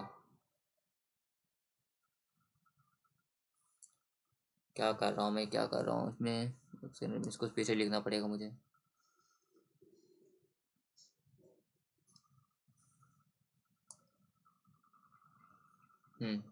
अब देखो यहाँ पे क्या करूँगा मैं, 7x प्लस वाई है ना, इसमें से इसको मैं नीचे नीचे वाले को घटा दूंगा। तो क्या होगा, अगर मैं नीचे वाले को घटा दूंगा, तो हाँ घटाता हूँ, 7x plus Y minus 7x, ये माइनस में इसको मल्टीप्लाई होगा तो प्लस वाई बन जाएगा। अब मैंने क्या किया, ऊपर वाले में से नीचे वाले को माइनस कर दिया। तो यहाँ से क्या होगा, 7x और 7x 14x हो गया। देखो यहाँ वाई वाई खत्म, और यहाँ से 7x खत्म, यानी कि यहाँ 14x बचा। और यहाँ पे क्या बचा, 2 वाई। यहाँ पे कितना बचेगा, 7+3 10, और यहाँ से 7 - 3 4। ठीक, अब यहाँ से देखो, 2 से इसको कटाएंगे, ये कट जाएगा 7 बार में। ठीक, और यहाँ से 2 से कटाएंगे, ये कट जाएगा आपका 5 बार में। तो x इंटू वाई क्या हुआ, तो यहाँ 5 × 2, और ये 7 जो है नीचे चला आएगा यहाँ पे 7, यानी कि 5/14। तो इसका आंसर ये हो गया। इस तरह से इसको करते हैं। वैसे आपको इतना बड़ा नहीं करना होगा, आपको बस ऐसे करना होगा, 7x प्लस वाई है ना, और यहाँ पे 7x माइनस वाई है, और यहाँ पे 7 और 3 है। तो इसको एक बार क्या करो, इसको एक बार जोड़ के 2 से भाग दे दो, 7 3 10 हुआ, 10 और 2 जोड़ के 2 से भाग दे दो, 7 3 10, 10 में से 2 से भाग देंगे तो 5 आ गया। उसी तरह से इस बार एक बार घटा के 2 से भाग दे दो, 7 3 10 -2, 7 -4, 4 में से 2 से भाग दोगे 2। इस तरह से फिर यहाँ से इसको भी थोड़ा देखना होता है। उसके बाद यहाँ जो जितना रहेगा ना, उसको मल्टीप्लाई कर दो इसमें, तो 2 × 7 14, ऐसे आपका आंसर हो जाएगा। हालांकि आपको ये तरीका आप अपनाओ, देखो जो कॉन्सेप्ट होता है ना, वो कॉन्सेप्ट हमेशा आप भूलोगे नहीं। ये सब आपको शॉर्ट में करना भूल सकते हो, लेकिन कॉन्सेप्ट कर नहीं भूलोगे आप। चलो अगला देखो, दो अभाज्य संख्याओं x और y का महत्तम समापवर्तन निकाला है। अब मान लेते हैं कोई भी दो अभाज्य संख्या, जैसे कि एक मैंने 5 मान लिया, एक 7 मान लिया, दोनों अभाज्य संख्या, ये दोनों प्राइम नंबर ही है। अब इसका फैक्टर निकालते हैं। इसका फैक्टर क्या होगा, 1 × 5, और इसका फैक्टर क्या होगा, 1 × 7। अब पूछ रहा है हाईएस्ट कॉमन फैक्टर है। देखो HCF का मतलब क्या होता है, HCF मतलब होता है हाईएस्ट, C फॉर कॉमन,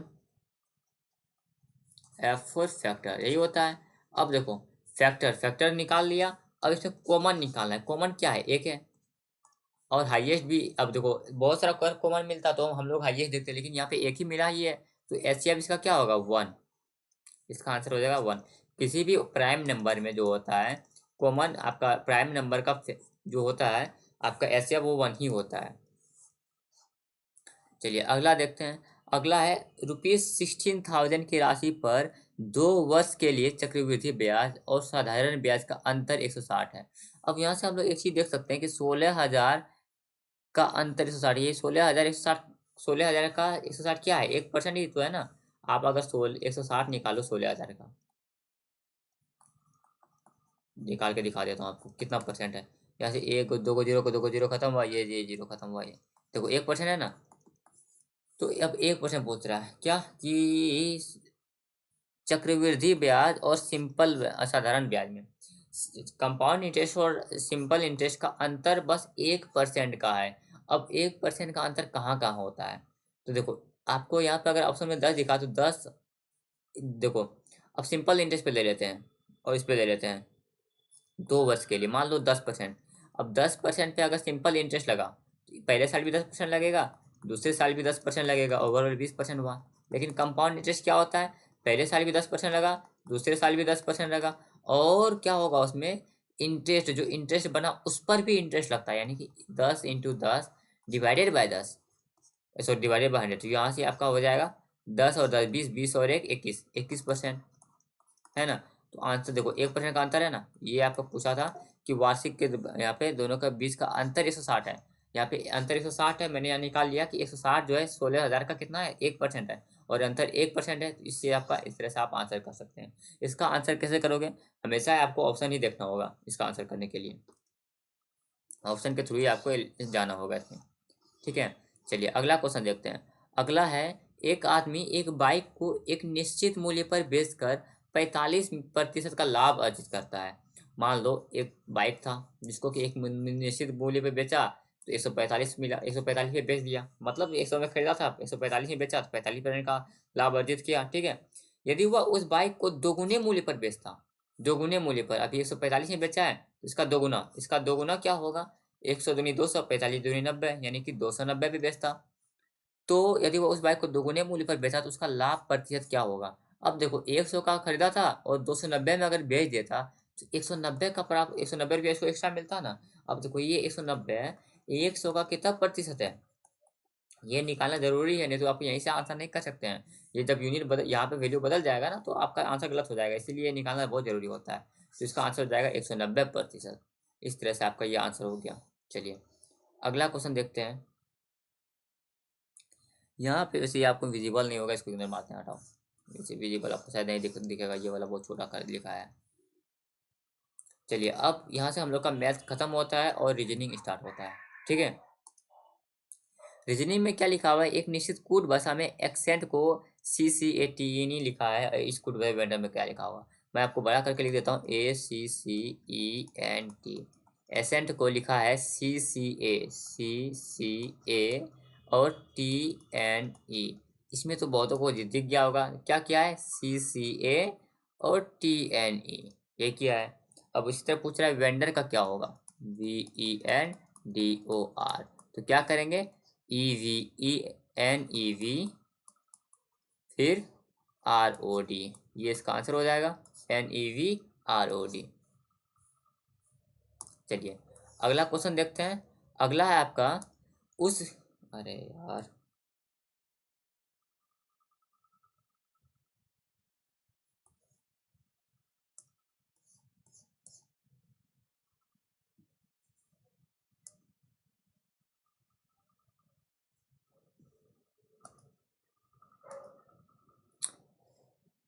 क्या हो गया भाई, जल्दी दिख जा।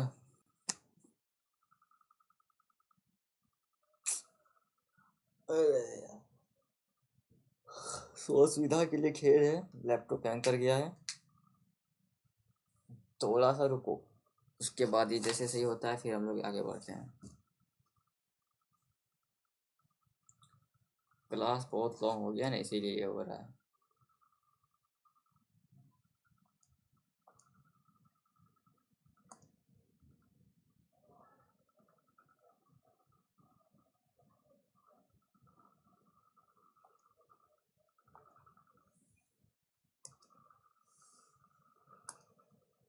चलिए आगे बढ़ते हैं।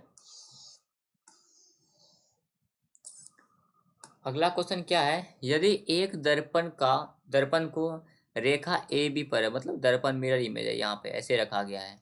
ठीक है, तो ऐसे रखा गया है तो क्या होना चाहिए, जनरल केस में अगर आपको मिरर पे इसका फोटो भी बनता है, ये जो ट्राइंगल है, ये ट्राइंगल नीचे ही होगा। ठीक है, तो ये ट्राइंगल यहाँ पे नीचे है, यहाँ पे भी नीचे है, सब ऑप्शन एलिमिनेट करते हैं। देखो यहाँ पे ऊपर है इसलिए ये गलत हो गया, यहाँ पे ऊपर है इसलिए ये गलत हो गया, दो ऑप्शन तो एलिमिनेट हो गया। अब देखते हैं, अब क्या है, ये देखो ये ऊपर की ओर ऐसे ऐसे बना हुआ है, यहाँ पे ऐसे नीचे कर दिया है, तो ये इसलिए गलत है, तो इसका आंसर हो गया। चलो अगला देखते हैं।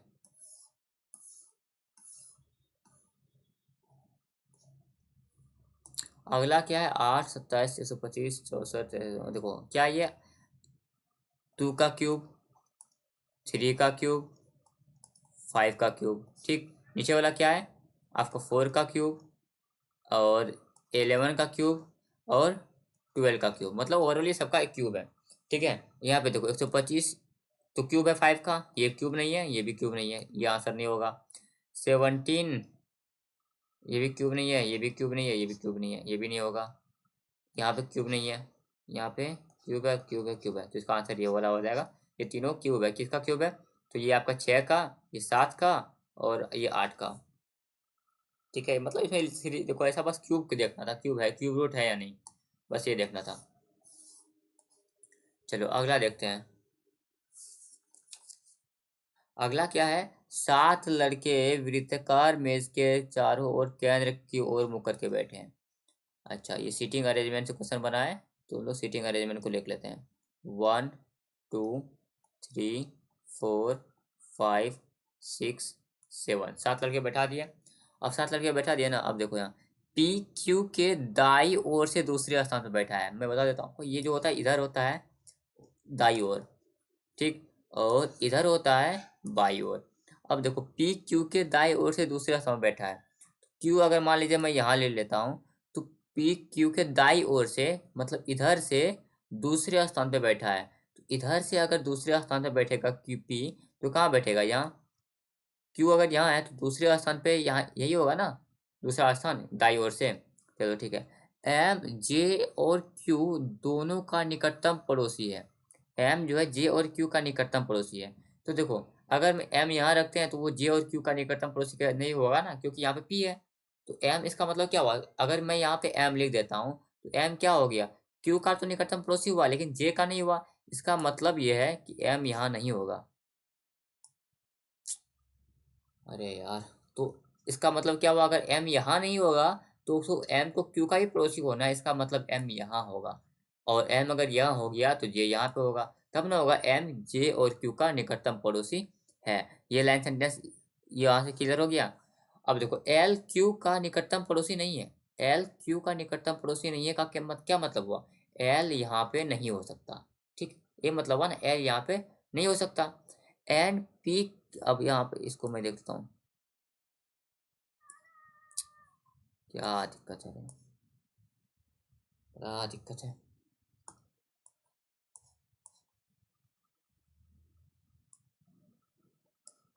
हम्म, अगर एल यहाँ पे नहीं हो सकता, इसका मतलब क्या, एल या तो यहाँ पे होगा या फिर यहाँ पे होगा। ठीक, अब देखो एन पी के दाई ओर से दूसरे स्थान पे है, एन पी के दाई ओर से। अब देखो एन पी के दाई ओर मतलब ऊपर जाना ना, तो दाई ओर से दूसरे स्थान पर है, यानी कि 1 2 एन यहाँ पे है। ठीक, एन पी के दाईं ओर से दूसरे स्थान पे है, एल के ठीक बाई ओर कौन है। अब यहाँ पे क्या बच गया, यहाँ पे एक बच गया तुम्हारा जे के एल, के बच गया ना, यहाँ पे के बैठा होगा। अब देखो क्या पूछा, एल के ठीक बाई ओर कौन है, एल के ठीक, देखो दाई ओर का मतलब ऊपर जाना और बाई ओर का मतलब इधर इधर होगा, तब ना लेफ्ट चलेंगे। तो एल के ठीक बाई ओर कौन है, पी है, ये इसका आंसर हो गया। ठीक, चलो बढ़ते हैं अगला क्वेश्चन की ओर। अगला क्वेश्चन जो है आपका है, सभी एच जी हैं, यानी कि ऑल एच आर जी, उसके बाद क्या है, कुछ जी आई है, सम जी आर आई।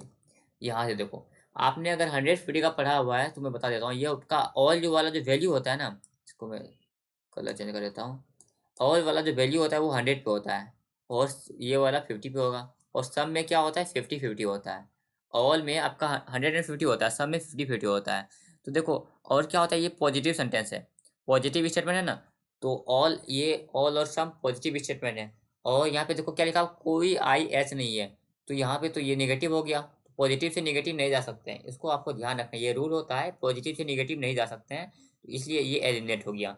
ठीक है, और क्या लिखा हुआ, सभी आई जी है, सभी आई यानी ऑल आई आर जी।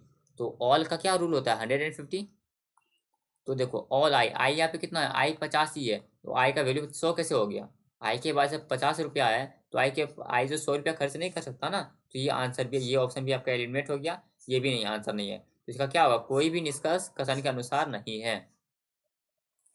या फिर देखो, मैं इसको दूसरा तरीके से बता देता हूँ, वो एक वेन डायग्राम जो मेथड होता है, सभी एच जी है, सभी एच।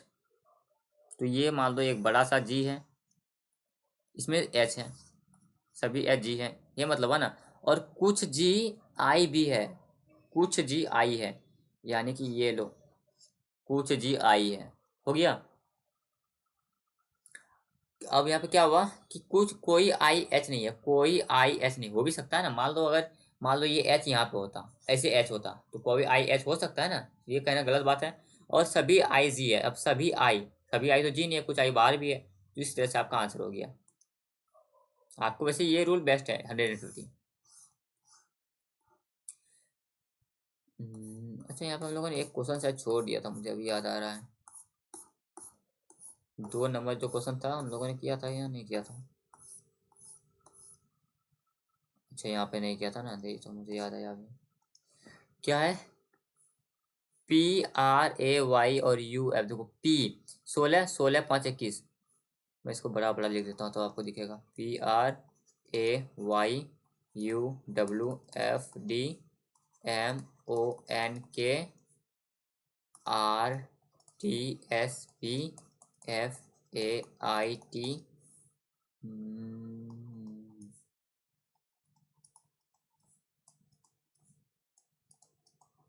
ऐसे है। तो देखो पी और यू के बीच में अंतर क्या है, 16 और ये 21 है। पी 16 है ना, तो 16 और 21, पी 16 है और ये आपका 21 है, तो 16, 5, 21 हुआ। उसके बाद एम, एम 13 और ये आर 18, तो 13 और 5 18 हुआ। ठीक है, तो ये आपका 6 है, और 6 और 5 क्या होगा, 11, यानी कि के होना चाहिए। अगला देखो, तो के है, सब में के है। अगला है आर 18, आर आपका 18 है, और ये डब्ल्यू कितना हुआ आपका, 23 हो गया। तो 18 + 5 23, और वो 15, और टी 20, तो 15 और टी 15 और 5 20। तो यहाँ भी 5 का इंक्रीमेंट होना चाहिए, A5 सॉरी A1 और 5 + 5 6, यानी कि एफ होना चाहिए के एफ। अब के एफ सब में है, ये दोनों तो एलिमिनेट यहाँ से हो गया। अब देखो वाई वाई भी सब में है, बस हमको एम और एन चेक करना है ना। ए 1 1 और 5, यहाँ 1 + 6, यहाँ पे A1 है और F6 है, यानी कि बीच में 5 का अंतर है एक, और यहाँ भी 5 का ऐड हुआ है, तो यहाँ भी 5, सब में 5 का ऐड हो रहा है, तो यहाँ भी 5 का ऐड होगा। आई 9 9 और 5 14, 14 मतलब क्या होगा, एन, के एफ एन, और एन 13 होता है।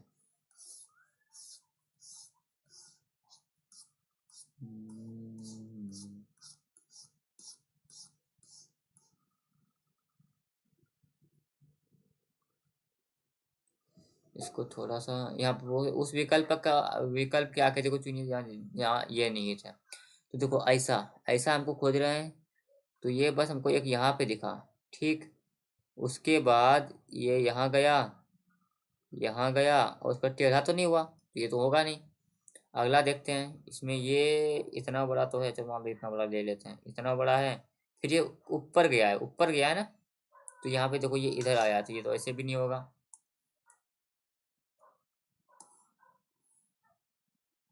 यहाँ पे भी सीधा सीधा है। यहाँ पे आपको मैं दिखा देता हूँ, क्या था क्वेश्चन। हम्म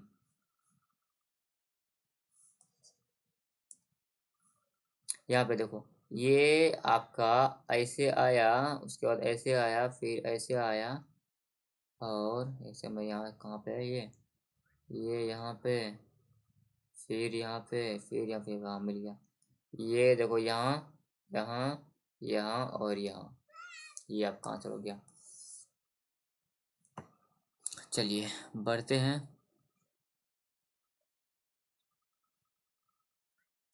अगला क्वेश्चन की ओर। आई होप कि आपको सबको साफ साफ दिख रहा है।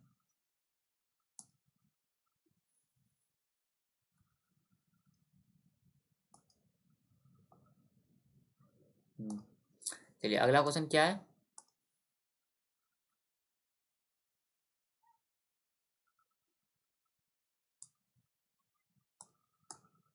अगला क्वेश्चन है रेजिस्टेंस, सॉरी यहाँ इलेक्ट्रिक करंट और एम्पियर। इलेक्ट्रिक करंट का जो है एसआई यूनिट एम्पियर होता है और रेजिस्टेंस का क्या होता है, ओम होता है, तो ये गलत हो गया। टेम्परेचर का वॉट बिल्कुल भी नहीं होता। टेम्परेचर का आपका होता है, ये क्या बोलते हैं, सी को सी बोलते हैं ना, एक केल्विन होता है, सॉरी सेंटीमीटर नहीं होता, सेंटीग्रेड नहीं होता, केल्विन होता है। और फोर्स का न्यूटन होता है। जूल का वर्क, जूल का आपका वर्क नहीं होता है, एनर्जी का जूल होता है। ठीक है, ये भी आंसर, ये गलत हुआ, ये आपका आंसर हुआ। चलिए अगला देखते हैं। अगला है 7 और 36 16 225 एक ही ओवा, क्या मैं दिखा देता हूँ आपको। 7 36 16 225 और 21 का कितना, देखो 36 क्या है, 6 का स्क्वायर है, और 225 क्या है, 15 का स्क्वायर है। और हो गया यहाँ पे, यहाँ से आप लोग देख सकते हैं -1 -1, तो यहाँ पे भी हो जाएगा -1 यानी 20 का स्क्वायर 400। ये तो इजी था। चलिए अगला देखते हैं। अगला है एक निश्चित कूट भाषा में ही इज माई नेफ्यू, अच्छा यहाँ पे लिख देते हैं नेफ्यू कुछ है। अब देखो नेफ्यू कहाँ कहाँ है, यहाँ पे ही is my nephew that is my car. अब देखो इसमें क्या है, इज माई है। अब कॉमन क्या क्या है, देखो ZSPTVPVGA, देखो ZSPV यहाँ से खत्म हो गया, ZSPV खत्म। CO और MN बचा है, तो यहाँ पे CO है, CO यहाँ पे भी है, और यहाँ पे कहीं ना कहीं नेप्यू कहीं नहीं है, तो यहाँ पे CO खत्म, बचा बस MN। इसका आंसर MN हो जाएगा।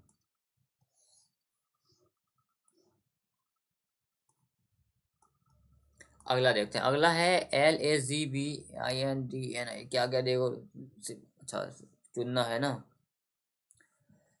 ओके, देखो L से N पे जा रहा है, यानी 12 2 14 +2 हुआ, ठीक। और फिर यहाँ से भी 14 2 16, यहाँ से भी +2 हुआ, और 16 2 18, यहाँ से भी +2 हुआ, 18 और 2 20, यानी कि T होगा। ठीक, तो T सब में है, M भी सब में है। और यहाँ पे देखो थर्ड में गलत, थोड़ा बहुत मिस्टेक है। अब O होगा या N होगा, O या N, तो G देखो G और I, तो G कितना होता है आपका 7, 7 और 2 9, फिर I से आपका K, यानी कि 9 और 2 11, 11 से 13 हुआ है, और 13 से क्या हो जाएगा आपका 15 हो जाएगा, यानी O हो जाएगा, तो ये वाला गलत हो गया। अब यहाँ पे लास्ट में M या N इसमें है, ये तो वैसे भी गलत है, तो M या N। अब देखो B 2 2 और 3 5, और 5 और 3 8, 8 और 3 11, 11 और 3 14, लास्ट में N होगा। तो इस तरह से आपका हो गया, मतलब क्या था, +2 +2 +2 +3, ये था आपका।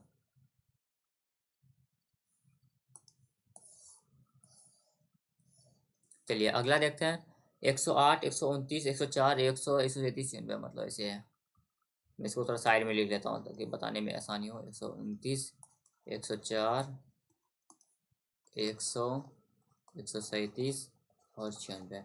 यहाँ पे देख लो, यहाँ पे 108 है, फिर 129, फिर घट रहा है। तो जब भी ऐसे हो ना, बढ़ और घट दोनों रहा है, तो यहाँ पे होता है क्या, ऑल्टरनेट चलता है। तो यहाँ पे मुझे एक ऑल्टरनेट दिख रहा है -4, यहाँ पे देखो बढ़ भी रहा है घट भी रहा है, इसीलिए मैं ऐसा ऑल्टरनेट चल रहा है, यहाँ पे पता चल जाता है उससे। फिर यहाँ से -4, फिर यहाँ से -4, ये तो मिल गया। अब देखो 129 और 137, 129 से यहाँ और यहाँ से 137, इसका मतलब क्या हुआ, ये जो नंबर होगा कहीं ना कहीं वो 129 और 137 के बीच में होगा। ठीक है, ये जो आपका नंबर होगा ये 100, अरे यार, ये आपका 129 और 137 के बीच में होगा। इसको ठीक, तो अब 129 और 137 के बीच में क्या है? 140 है? बिल्कुल भी नहीं। अब 129 और 137 के बीच में 138 है? ये भी नहीं। हाँ, इन दोनों में कंफ्यूज हो सकते हैं। दोनों रख के देख लेते हैं। अगर मैंने यहाँ 135 रखा तो क्या हो जाएगा? 129 प्लस 6 135 और 135 प्लस 2 137। तो ये तो गलत बात हो गया। तो यानी इसका मतलब समझ में आया हमको कि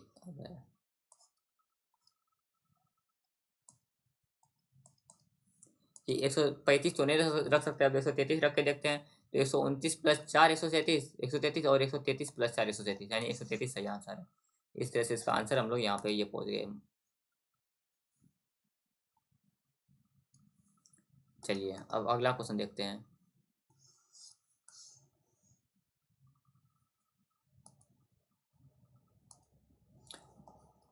किन्हीं दो चिन्हों को आपस में बदलने पर निम्न समीकरण सही होगा।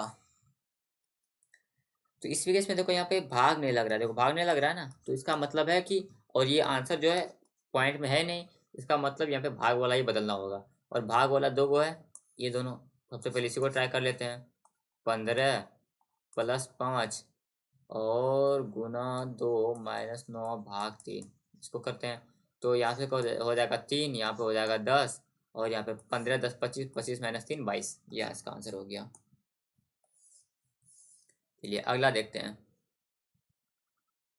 अगला क्या है कि 5 कारों C1 C2 C3 C4 C5 की चाल की तुलना की जाती है।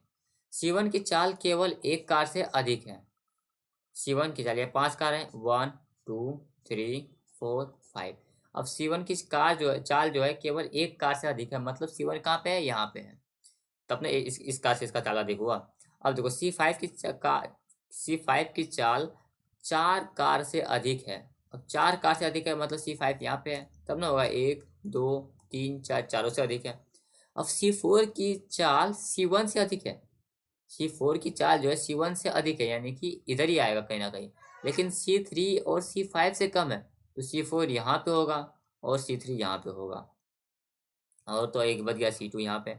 कितनी कारों की चाल C3 से कम है? C3 यहाँ पे है ना, इससे कम कितने कार है? 1 2 3, 3 इसका आंसर। चलिए अगला देखते हैं। अगला क्या है? अगला है आपका 7 लड़के। अब 7 लड़के हैं तो 7 ऐसे बना दो। अरे ये अच्छा से बना दें।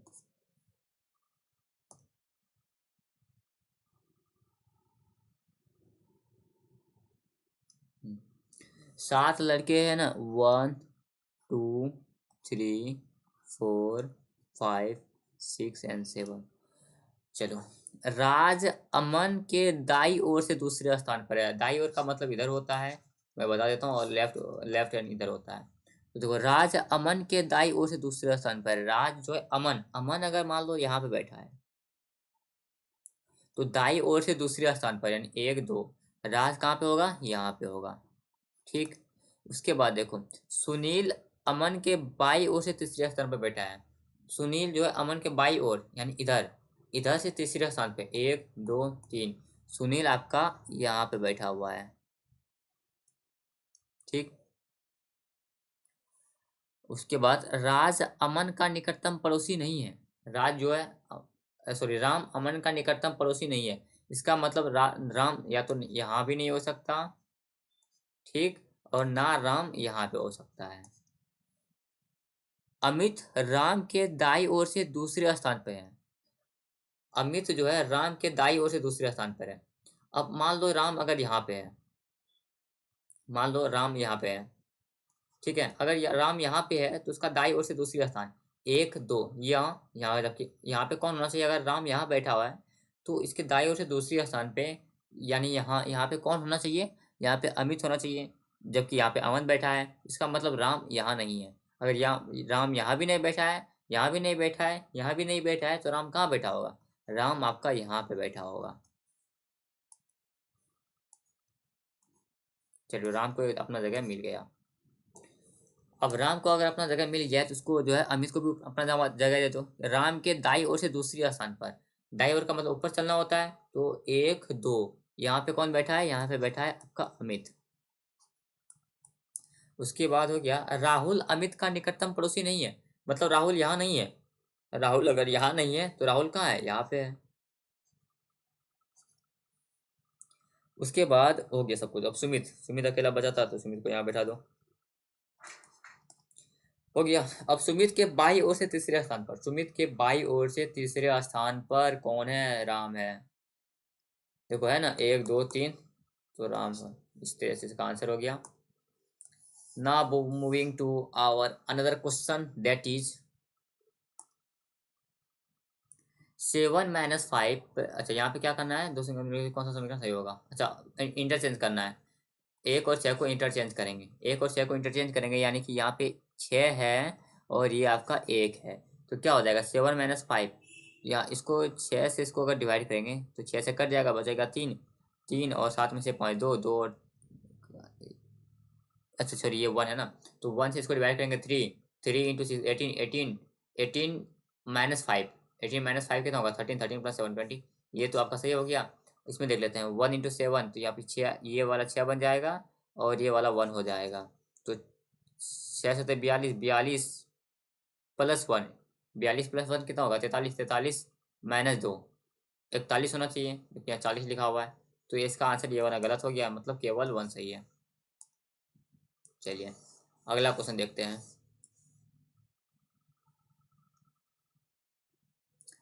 अगला क्वेश्चन फिर वही आपका 100 रूल से बनाते हैं एक बार पहले। सभी जेड वाई है, यानी कि ये जेड 100 हो गया, वाई आपका 50 हो गया।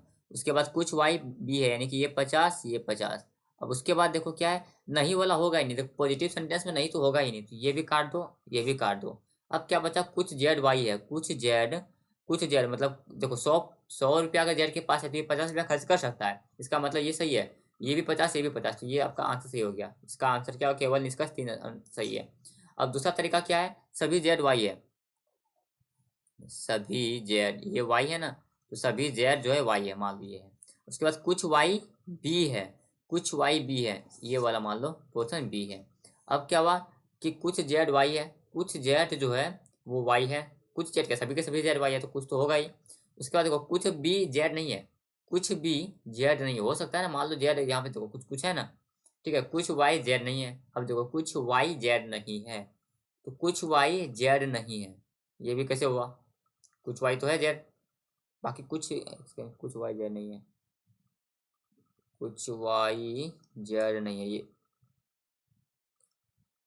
ये भी आपका नहीं होगा रहा, तो ये आपका आंसर हो जाएगा। इसको चार्ज में डाल देता हूँ, चार्ज खत्म हो रहा है इसका। मेरा देखो मैं जो है ना इसको ऐसे ही बना,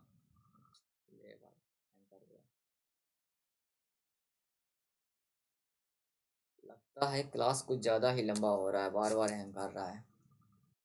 कोई बात नहीं, ये कितना भी हैंग करे, क्लास तो पूरी होगी।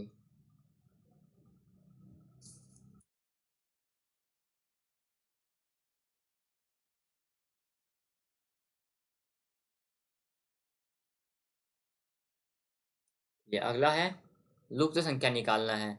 342, 365 अंदर कितने का है, 342 से 365 के बीच में अंतर है तुम्हारा 23 का ना। हम्म, +23 का। और 365 से 388 भी +23 का है। और 388 और इधर का आपका कितना होगा 403। अरे यार 88, नहीं नहीं 400, अगर 88 में तुम्हारा 20 जोड़ देंगे, 388, 388 20 क्या होगा 308, 308 3, 411। हाँ, तो ये आपका 411 हो जाएगा, 411 + 23, फिर 434 सही है, इसका आंसर 411 होगा, यानी कि +23 का डिफरेंस है। अगला देखते हैं।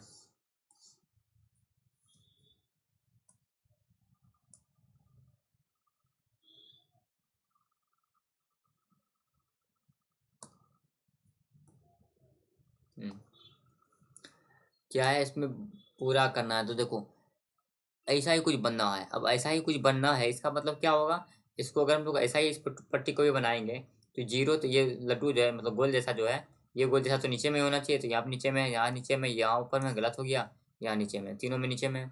अब देखो ये जो कोना से निकला है, कोना से निकला है ना हर जगह, तो यहाँ से कोना से नहीं निकला है, तो ये इसलिए गलत है। यहाँ से भी कोना से निकला है और ये यहाँ से भी कोना से निकला है, ये दोनों सही है। 2 ऑप्शन एलिमिनेट हो गया, 2 और ये बचा है। अब इसमें देखो क्या है, इसमें और इसमें अंतर क्या है भाई। इसमें देखो ऊपर कोना पे नहीं है, ऊपर कोना पे नहीं है, तो ये गलत इसलिए है।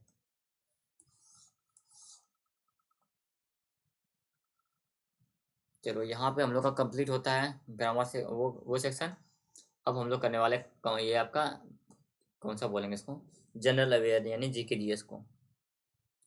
करगम लोक नृत्य किस राज्य से संबंधित है? तो करगम जो है ना, ये आपका तमिलनाडु का है। अब तमिलनाडु का कुछ और लोक नृत्य भी जान लेते हैं। जैसे कि तमिलनाडु में आपका एक कुम्मी, कुम्मी लोक नृत्य आपका तमिलनाडु का है।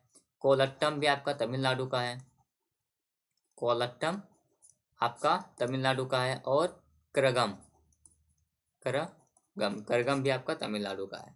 ठीक है, हरियाणा का देख लेते हैं कुछ। हरियाणा का आपका हो गया फाग, फाग नृत्य जो कि फागुन के महीने में मनाया जाता है। सांग,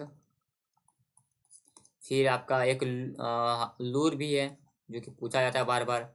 और मजीरा, ये सारा का सारा जो है आपका कहाँ का है, हरियाणा का है। राजस्थान का देख लेते हैं। राजस्थान का एक हो गया सुई सिनी, सुई सिनी। और एक घूमर, फिर 13 ताली, 13 ताली। और एक आपका कलबेलिया, सॉरी कलबेलिया नहीं, वो तो कठपुतली। और असम का तो आपको ध्यान रखना है, एक बिचवा, बिचवा असम का है। और बागरुम्बा भी असम का है, बागरुम्बा। बिहू, हाँ ठीक, तो झुमोरा, ये सब आपका असम का है।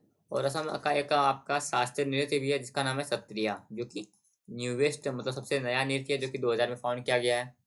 और श्री शंकर मध्यदेव इसके फाउंडर है।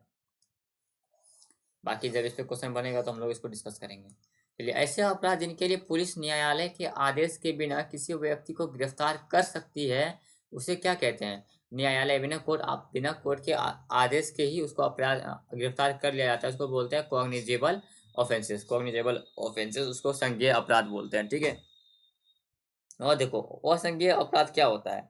असंज्ञेय अपराध बोलते हैं जिसमें कि अगर हमको वारंट नहीं है ना, इसमें क्या कॉग्निजेबल ऑफेंस में क्या होता है, आपके पास वारंट नहीं है, सॉरी आपके पास वारंट नहीं, फिर भी आप उसको गिरफ्तार कर सकते हो कॉग्निजेबल ऑफेंसेस में। और लेकिन आप में नॉन कॉग्निजेबल ऑफेंस में क्या होता है ना, बिना वारंट के आप गिरफ्तार नहीं कर सकते। ये होता है आपका नॉन कॉग्निजेबल ऑफेंसेस।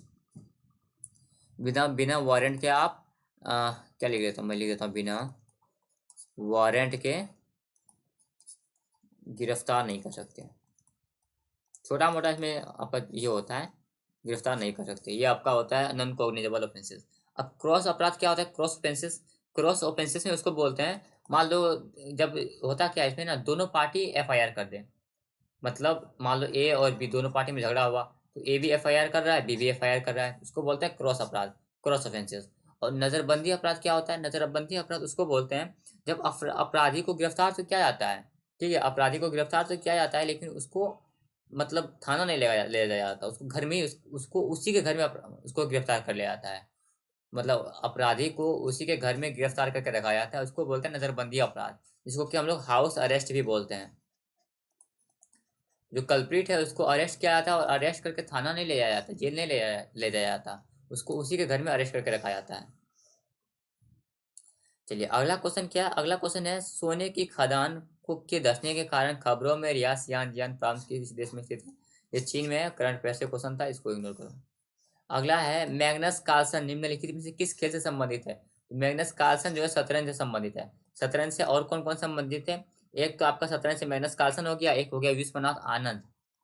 कौन? विश्वनाथ आनंद, ये भी आपका शतरंज से ही संबंधित है, विश्वनाथ आनंद।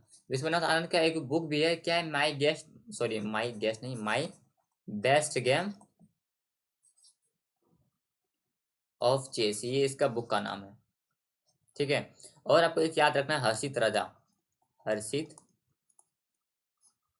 हर्षित राजा भी आपका शतरंज का ही एक प्लेयर है। ठीक है, अब इसमें शतरंज से और क्या क्या, इसमें कुछ कुछ ट्रॉफीज भी हैं। जैसे कि एक हो गया आपका नायडू ट्रॉफी, नायडू ट्रॉफी हो गया आपका, फिर दुबई कप हो गया, नायडू ट्रॉफी, दुबई कप और खेतान ट्रॉफी, खेतान ट्रॉफी और लिम्फा ट्रॉफी। ये सारे का सारा ट्रॉफी जो है आपका किसमें है, शतरंज से संबंधित है। Naidu trophy, Dubai cup, Khetan trophy, लिम्फा ट्रॉफी, ये आपका शतरंज से संबंधित है। और विश्वनाथ आनंद, हर्षित राजा, ये दोनों, और मैग्नस कार्लसन शतरंज से संबंधित है। चलिए अगला देखते हैं। 18वीं शताब्दी में ब्रिटेन में सूती कपड़ा उद्योग के विकास का क्या परिणाम हुआ। जब ब्रिटेन में सूती कपड़ा का उद्योग का विकास हुआ तो उससे क्या हुआ, भारतीय सूती कपड़ा के उत्पादन में गिरावट आ गई। क्या हुआ, भारत में जो कपड़ा उत्पादन है उसमें गिरावट आ गई, क्योंकि डिमांड कम हो गया था ना, इसीलिए। चलिए अगला देखते हैं। अगला क्या है, वर्ष 1982 में एशियाई खेलों का मेजबानी किस देश ने की थी। 1982 में जो है एशियाई खेलों का मेजबानी जो है भारत ने किया था। अब एशियन गेम्स का पूछा ही है तो हम लोग आगे का देख लेते हैं।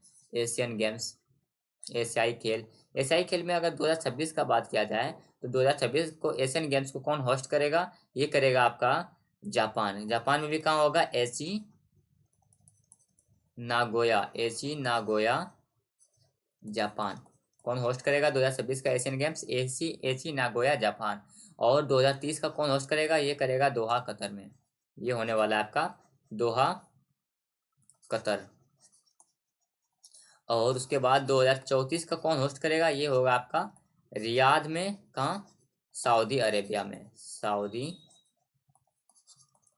अरेबिया में। ठीक है, चलिए बढ़ते हैं अगले क्वेश्चन की ओर। अगला है आपका क्या, कि एस्किमोस किस भौगोलिक क्षेत्र से संबंधित है। तो एस्किमोस क्या है, ये आपका एक ध्रुवीय क्षेत्र है। क्या है, एस्किमोस एक ध्रुवीय क्षेत्र। चलिए अगला क्वेश्चन देखते हैं। अगला है, भारतीय संविधान की प्रस्तावना में डैश किसी व्यक्ति की गरिमा को सुनिश्चित करता है। तो गरिमा को सुनिश्चित जो करता है वो होता है स्वतंत्रता, सॉरी बंधुता। क्या होता है, बंधुता। अब यहाँ से प्रियम्बल से क्वेश्चन बना है तो हम लोग देख लेते हैं। जो आपका लाइबर्टी, इक्वेलिटी एंड फ्रेटर्निटी, मैं लिख देता हूँ लाइबर्टी मतलब क्या होता है, स्वतंत्रता, स्वतंत्रता। इक्वेलिटी, इक्वेलिटी मतलब क्या हुआ आपका, समानता। और फ्रेटर्निटी, फ्रेटर्निटी मतलब बंधुता। लिबर्टी, इक्वलिटी और फ्रेटर्निटी, ये तीनों का तीनों जो वर्ड है ये जोड़ा गया था प्रियम्बल में 1789 के फ्रेंच रिवॉल्यूशन से लिया गया है। 1789 के फ्रांसीसी क्रांति से लिया गया है। ठीक, चलिए बढ़ते हैं अगले क्वेश्चन की ओर। और अगला क्वेश्चन है, अशोक के अभिलेखों के अनुसार, अशोक के अभिलेखों के अनुसार निम्नलिखित में से कौन सा मगध साम्राज्य में एक प्रांतीय केंद्र नहीं था। तो एक प्रांतीय केंद्र कौन सा नहीं था, इंद्रप्रस्थ जो है एक प्रांतीय केंद्र नहीं था। अब जैसे यहाँ पे अशोक का बात हो रहा है तो ऐसा हो सकता है कि अशोक का बात हो और थर्ड बुद्धिस्ट काउंसिल ना आए। थर्ड बुद्धिस्ट काउंसिल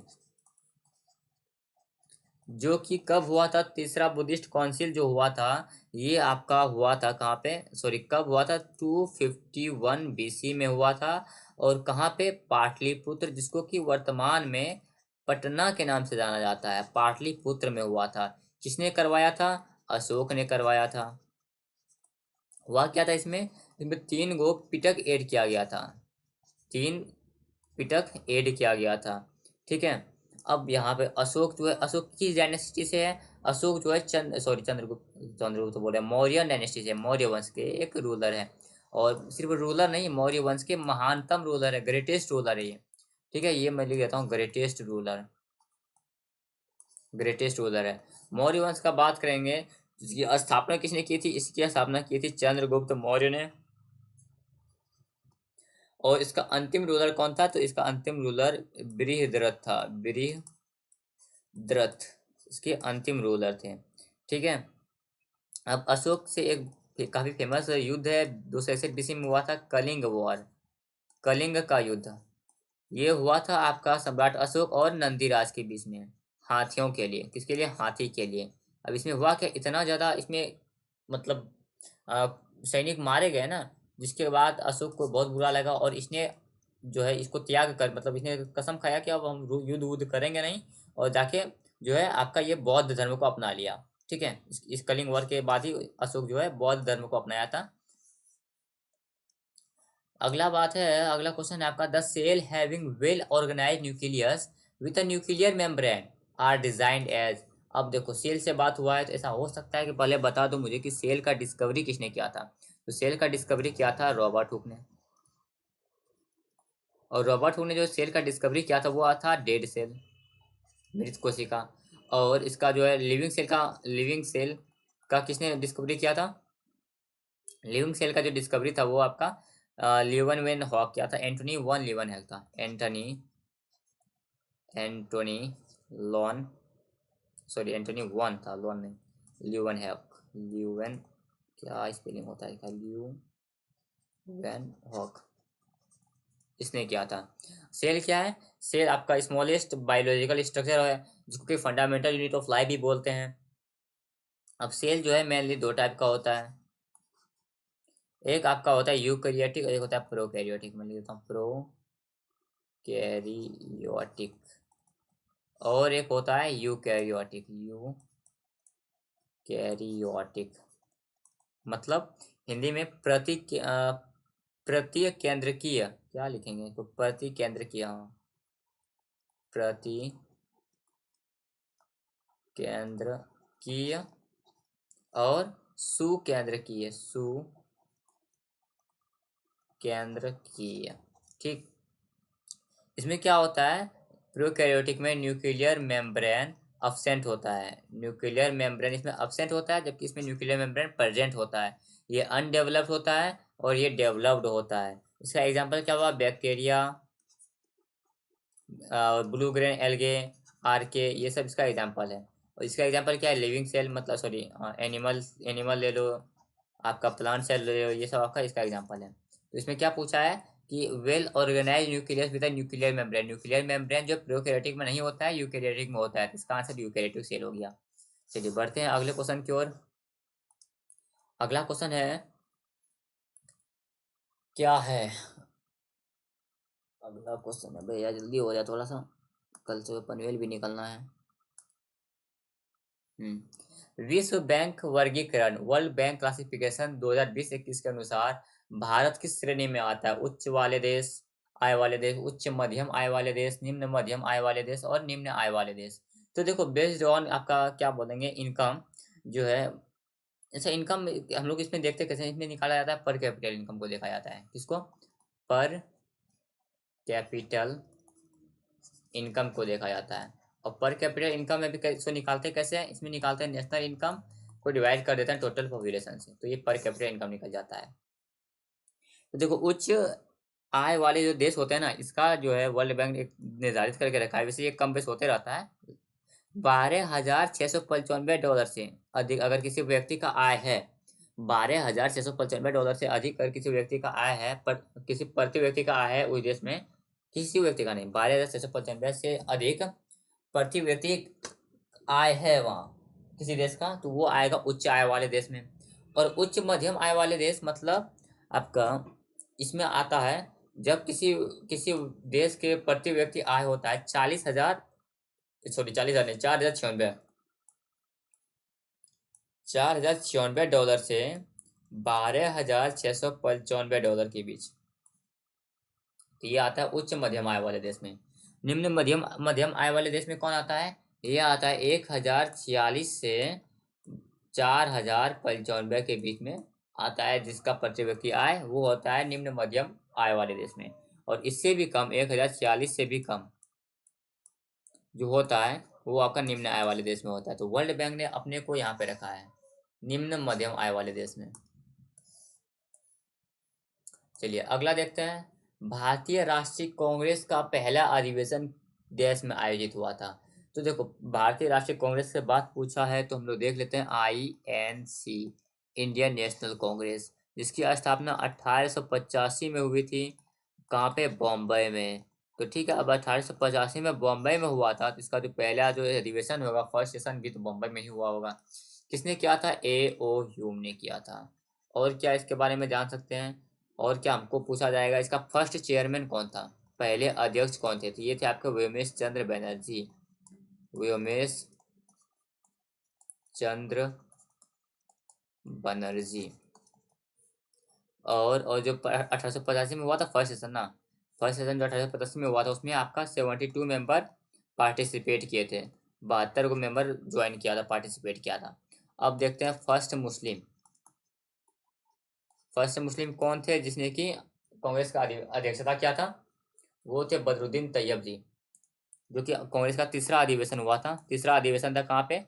1887 में, जो कि हुआ था आपका मद्रास में। किसने किया था? ये किया था आपका बदरुद्दीन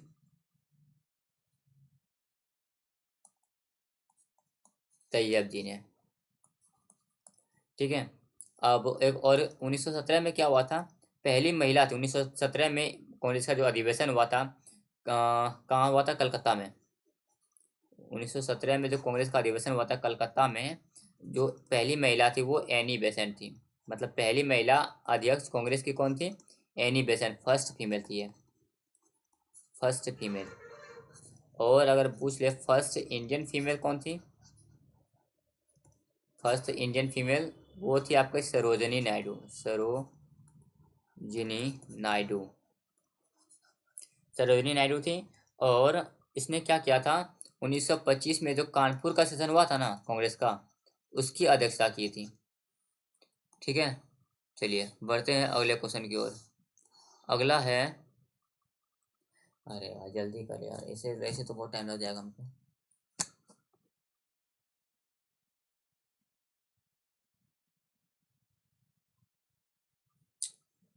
क्या दिक्कत है भाई, हैंग करने लगता है।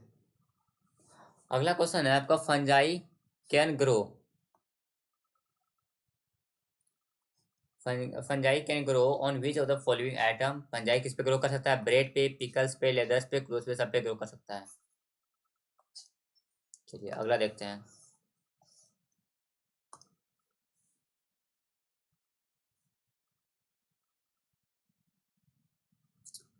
दिख जा भाई, फटाफट फटाफट दिख जा, कितना टाइम लगाओगे? किस प्रकार की कृषि में भूमि का उपयोग भोजन व चारे की फसलें उगाने और पशुपालन के लिए किया जाता है? तो देखो, किस प्रकार की कृषि कृषि में भूमि का भोजन व चारे की फसलें उगाने और पशुपालन के लिए किया जाता है? दूध कृषि में अगर हम लोग पशुपालन का करेंगे तो एक बात सही होता है, लेकिन यहाँ पे भोजन भी बना रहे हैं तो दूध कृषि होगा नहीं। रोपण में हम लोग क्या करेंगे? जब हम लोग बस अब पशुपालन नहीं करेंगे तो वहां पे रोपण का यूज करेंगे। वाणिज्यिक कृषि तो ये सब होगा ही नहीं। यहाँ पे मिश्रित कृषि होता है, जो गांव में हम लोग के होत करते हैं वो मिश्रित कृषि करते हैं। तो ये आपका आंसर इसका मिश्रित कृषि होगा। चलिए अगला देखते हैं।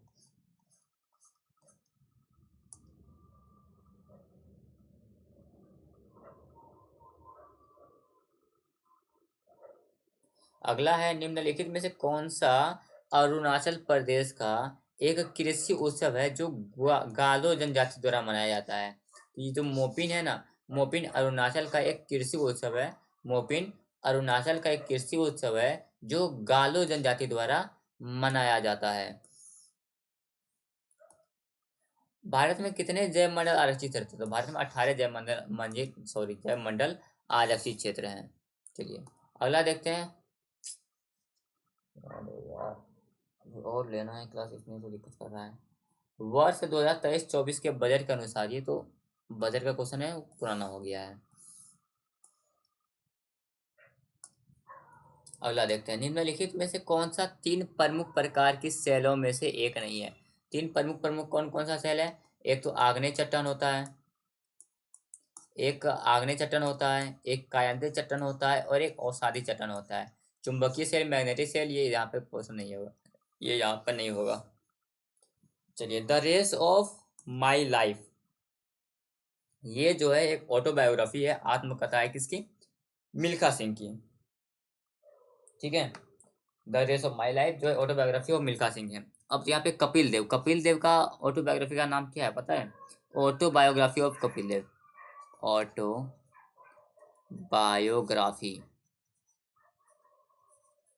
ऑफ कपिल देव, ये इसकी बुक का नाम है। सानिया मिर्जा का है ace against odds, ace against odds. और युवराज सिंह का है the test of my life. क्या मिल जाता है सबको। अगला है खजुराहो के मंदिर किस राजवंश के दौरान बनाए गए थे। खजुराहो के मंदिर जो चंदेल वंश के दौरान बनाए गए थे। इसको थोड़ा सा फास्ट रखते हैं, ठीक है, ताकि आसानी हो जल्दी जल्दी। फिर भी इंग्लिश भी बाकी है। अगला अगला क्या है भाई, ऐसे में मज़ा नहीं आने लगता है। गैर नृत्य राजस्थान के डैश समुदाय द्वारा किया जाता है। तो गैर नृत्य जो भील ट्राइब के द्वारा परफॉर्म किया जाता है। दक्कन में मराठों द्वारा वसूले जाने वाले भू राजस्व के 25% को क्या जाता था। 25% को चौथ कहा जाता था और 10% को सदस्यमुखी कहा जाता था। इलियास खान का जन्म लखनऊ के संगीतकार के घराने में हुआ था। वह डेल बनाने के लिए बनाया था। इलियास खान जो सितार वादक है। इलियास खान क्या सितार वादक है। मानव शरीर का सामान्य तापमान कितना होता है, 37 डिग्री सेंटीग्रेड होता है। और अगस्त 2022 में पता, ये वो दूसरा है, करंट अफेयर क्वेश्चन मिलना है। चलो अगला, अब यहाँ से देख लेते हैं हम लोग इंग्लिश का। इंग्लिश में क्या हम लोग को एरर निकालना है। Adding aloe vera gel will prevent the hand sanitiser of drying out skin. Of drying out नहीं होगा, यहाँ फ्रॉम ड्राइंग आउट होगा। तो यहाँ से हम लोग इसका आंसर निकाल सकते हैं कि कौन सा होगा। ऑफ नहीं, यहाँ पे फ्रॉम होना चाहिए। तो इसका आंसर 2 हो गया। चलो अगला देख लेते हैं। अगला क्या है, the young of a frog. Frog के जो बच्चे होते हैं उसको क्या बोलते हैं, टेडपोल बोलते हैं। किटन किसके बच्चे बोलते हैं, कैट के बच्चे को किटन बोलते हैं। पप किसके बोलते हैं, कुत्ते के बच्चे को पप बोल देते हैं। और एंटीलॉप तो सारे के सारे जानवर जो कि घास वास खाते हैं उसको एंटीलॉप बोलते हैं।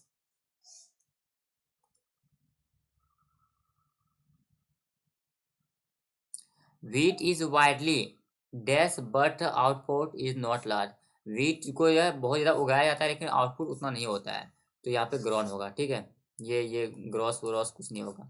व्हीट को उगाया जाता है, यहाँ पे ये सेंस बन रहा है, तो यहाँ पे हम लोग ग्रॉन को यूज करेंगे। अगला देखते हैं। Make sure that you always challenge your self. इसका अंडरलाइन वर्ड का क्या निकालना है, सेनोनिम निकालना है। तो अंडरलाइन मेक श्योर तुम खुद को हमेशा चैलेंज करो। अब चैलेंज करने का क्या मतलब है, अप्रूव, ये तो बिल्कुल नहीं है। कैरी, प्लेस, क्वेश्चन, खुद को क्वेश्चन करना चाहिए, मतलब अपने आप से हमेशा सवाल करते रहना चाहिए, अपने आप से क्वेश्चन करते रहना चाहिए, मतलब वो इसका। तो इसका आंसर यहाँ पे क्वेश्चन हो जाएगा। अगला है मोस्ट अप्रूवल गिवन। अच्छा, वन वर्ड सब्स्टिट्यूशन है। Tending to associate with others of one's kind. क्या मतलब हुआ इसका,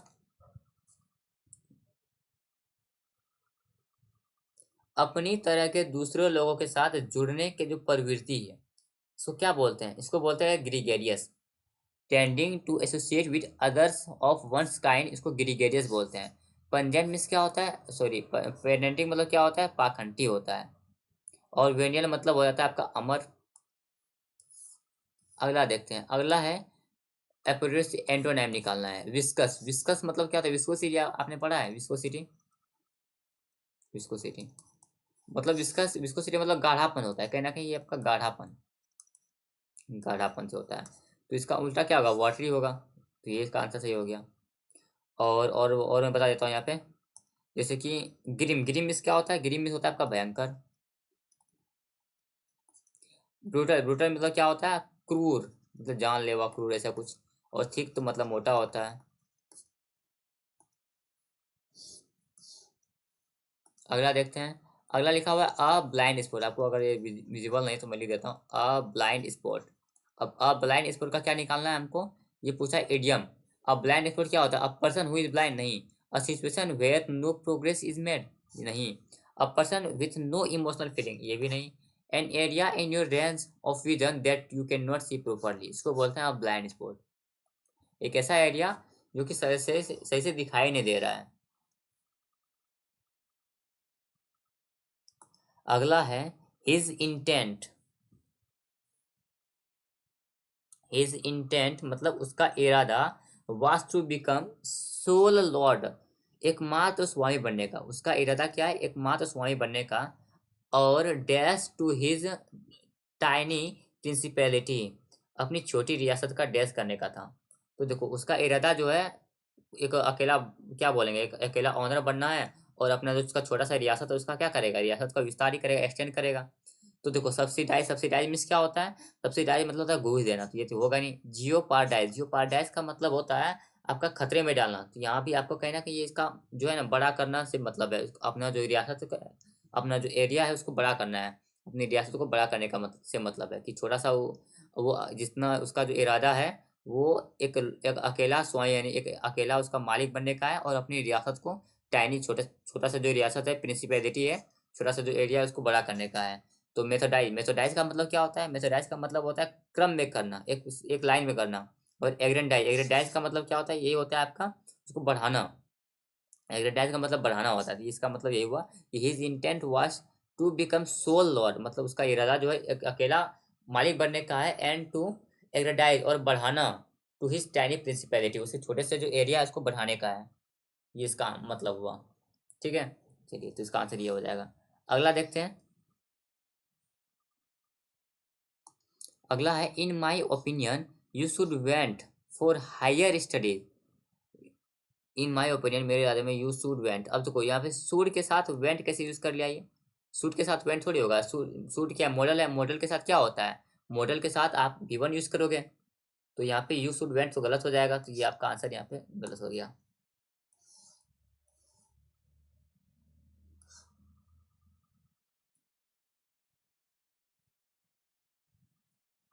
देखो क्या the movie is so sad, इसको थोड़ा आपको लोगों को बड़ा कर देता हूँ, नहीं तो आपको डिविजिबल नहीं हो रहा होगा ये सब।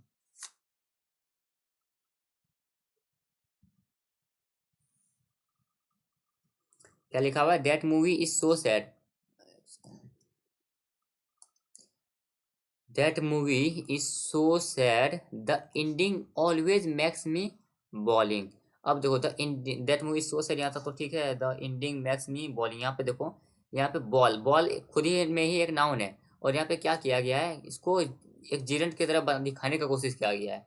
लेकिन बॉल जो है खुद में ही एक नाउन है, उसको आईएनजी का जरूरत नहीं है, हालांकि आईएनजी जीरंट, जीरंट जो होता है वो नाउन की तरह एक्ट करता है, लेकिन ये बॉल खुद ही एक नाउन है, तो इसमें आईएनजी का क्या जरूरी है। तो इसलिए आपका यहाँ पे आंसर गलत हो जाएगा ये वाला। अगला लिखा हुआ है it is the most effective, इसको अंडरलाइन वर्ड को हम लोग को सही करना है, अंडरलाइन वर्ड को सही करना है, तो ये तो पहले से सही है, it is the most effective means of mass communication, ये पहले से सही है। द के साथ मोस्ट आएगा ही, क्योंकि सुपरलेटिव डिग्री के साथ द लगता है, तो ये इसमें कुछ भी गलत नहीं है। ठीक है, अगला देखते हैं।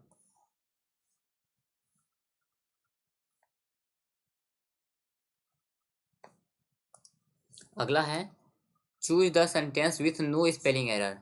प्रोटेस्ट, प्रोटेस्ट, प्रोटास्ट, खत्म, प्रोटेस्ट। ठीक है, इज ऑल्सो ऑल्सो सेफ्टी, यहाँ पे देखो सेफ्टी गलत लिखा हुआ है, तो ये भी खत्म।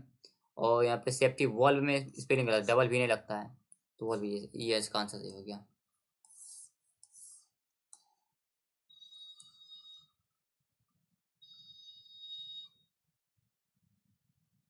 चलिए अगला देखते हैं। अगला क्या है, in the 20th century, in the 20th century मतलब 20वीं सदी में, मैनी बहुत सारे, क्या हुआ आपका, radical, intellectual and embarrass the mass media.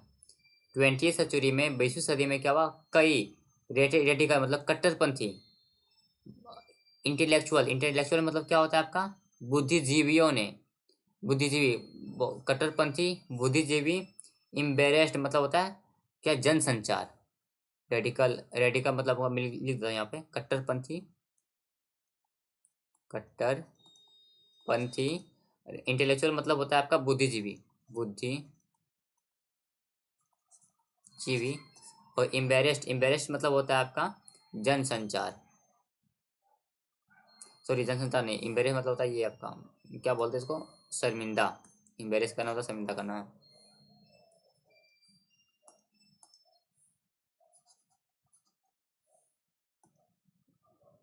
शर्मिंदा होता है, शर्मिंदा। तो 20वीं सदी में बहुत सारे कट्टरपंथी बुद्धिजीवी ने इम्बेरेस किया, इम्बेरेस किया मास मीडिया को, मीडिया को इम्बेरेस किया। तो यहाँ पे देखो, अब इसमें क्या बोल रहा है कि सिनोनिम लिखना है किसका, जो कि इसका रेडिकल का सिनोनिम लिखना है।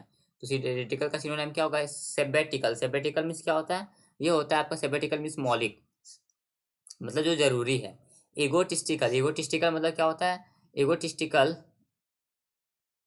सेबेटिकल मतलब विश्राम होता है, मौलिक नहीं। सेबेटिकल मतलब विश्राम होता है। और एगोटिस्टिकल मतलब होता है आपका घमंडी। एगोटिस्टिकल मतलब घमंडी। और सेप्टिकल, सेप्टिकल में से होता है उलझन में। और फैनेटिकल मतलब होता है कट्टर। तो यहाँ पे एडिकल मतलब भी कट्टर और फैनेटिकल मतलब भी कट्टर, तो इसका आंसर ये सही होगा।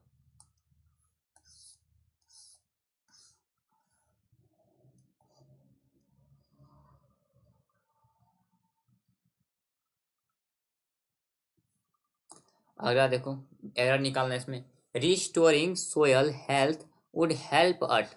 हेल्प के साथ अर्थ होता ही नहीं, तो यहीं पे गलती हो गया, या इसका आंसर सही हो जाएगा।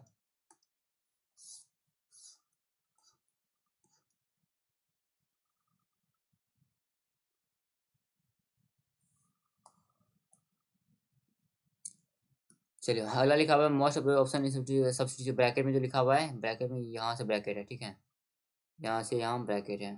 क्या लिखा हुआ है, the unit twist like a bird preening its यहाँ preening its plumage and become motionless.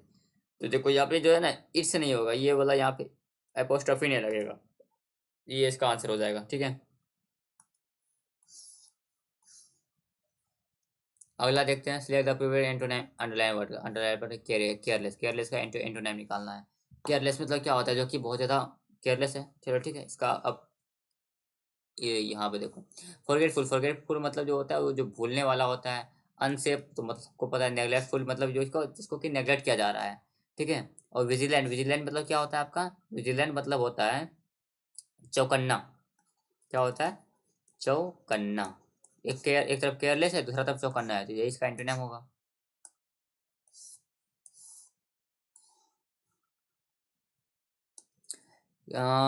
Idiom है ये, get down to brass tacks. Get down to brass tacks मतलब क्या होता है, to become serious about something, किसी चीज को लेकर सीरियस होना। Get down to brass tack, sorry brass tacks. Brass tacks मतलब किसी चीज को लेकर सीरियस हो जाना होता है, get down to brass tacks.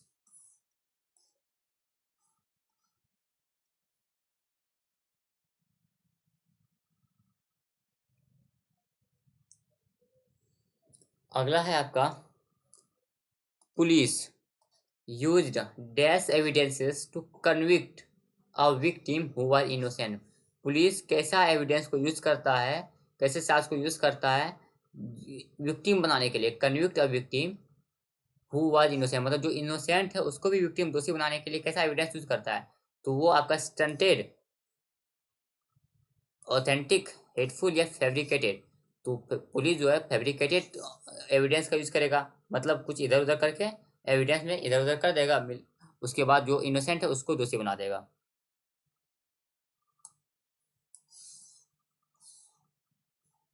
अगला है, choose the incorrectly spelled word. Locker, rift, thigh, ये क्या है, इसको सब सही है। ये टाइट लिखा हुआ है, TIGHT, टाइट ऐसे होता है।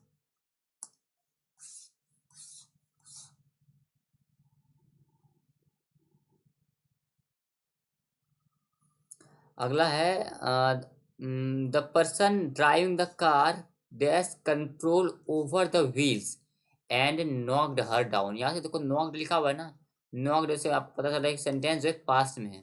अब सेंटेंस जब पास्ट में है तो लूज, लूजिंग, लॉस ये सब होगा नहीं, लॉस्ट होगा। कि the person driving the car lost control over, lose control नहीं होता है। आपने इसको न्यूज़ पेपर में पढ़ा है तो वहां से आपको पता होगा कि द पर्सन क्या होता है, lost control over the car, इस तरह से। चलिए अगला देख लेते हैं। अब इसको थोड़ा सा हमको छोटा करना होगा, नहीं छोटा क्या करेंगे, रहने दो। हम्म, आपको दिख रहा है ना।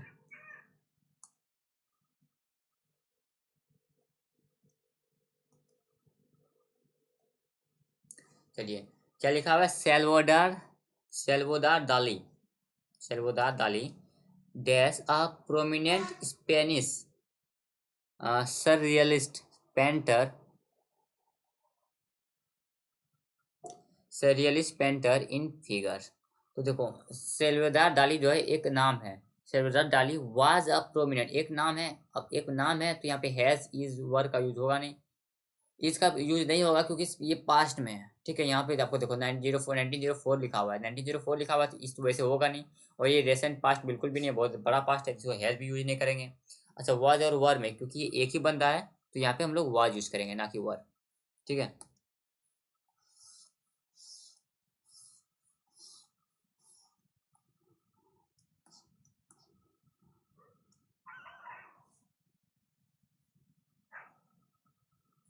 अब देखो अगला क्वेश्चन।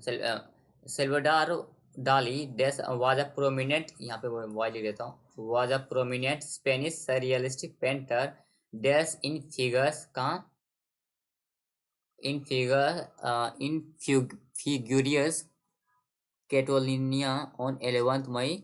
जो इसका मतलब, कहने का मतलब कहीं ना कहीं कि वो जो जन्म लिया है, ऐसे कुछ कुछ मतलब निकाल रहा है। देखते हैं यहाँ पे कुछ है क्या।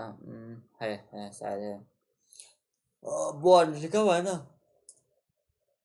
मतलब क्या हुआ। सेल्वाडोर डाली जो है वो एक प्रोमिनेंट स्पेनिश सरियलिस्टिक पेंटर है, जो कि इस जगह पे बॉर्न हुआ है, कैटोलोनिया में बॉर्न हुआ है ऑन 11 मई 1904 में।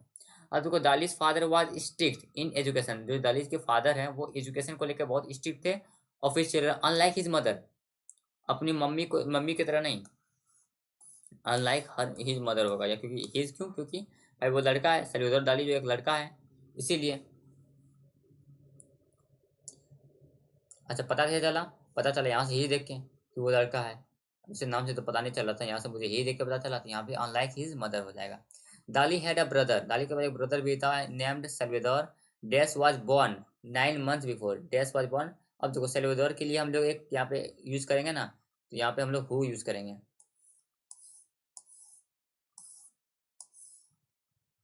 ठीक है, हु यूज करेंगे, who was born 9 months before him died on he was when he was 5। Dali was taken his brother. उसके बाद क्या हुआ, दली को ले गया, कहाँ लेकर गया, हिज टू हिज ब्रदर, अपने उसके ब्रदर के ग्रेव के पास। ठीक है, and was told that he was his brothers, क्या बताया उसके बाद, ही वाज हिज ब्रदर्स क्या, अपने ब्रदर के बारे में क्या बताया। ऑर्डिनेशन, ऑर्डिनेशन मीन्स क्या होता है, ऑर्डिनेशन मीन्स संस्कार होता है, डिटोनेशन मतलब होता है आपका विस्फोट, और री इनकारनेशन मतलब जन्म पुनर्जन्म, और स्टेगनेशन मतलब होता है आपका विकासहीनता। तो यहाँ पे क्या बताएगा, कबर पे ले जाके जाके उसको री, ये बताएगा ना कि इसका पुनर्जन्म कहाँ कहाँ हुआ है। His brother and was told that he was his brothers री इनकारनेशन, वो बोल रहा है वो उसके जो भाई है उसका पुनर्जन्म है, ऐसे कुछ का सही निकाला है। चलो ठीक है, काफ़ी लंबा क्लास हुआ है आज, बाकी इसको कंप्लीट करते हैं, बाकी अगला वीडियो भी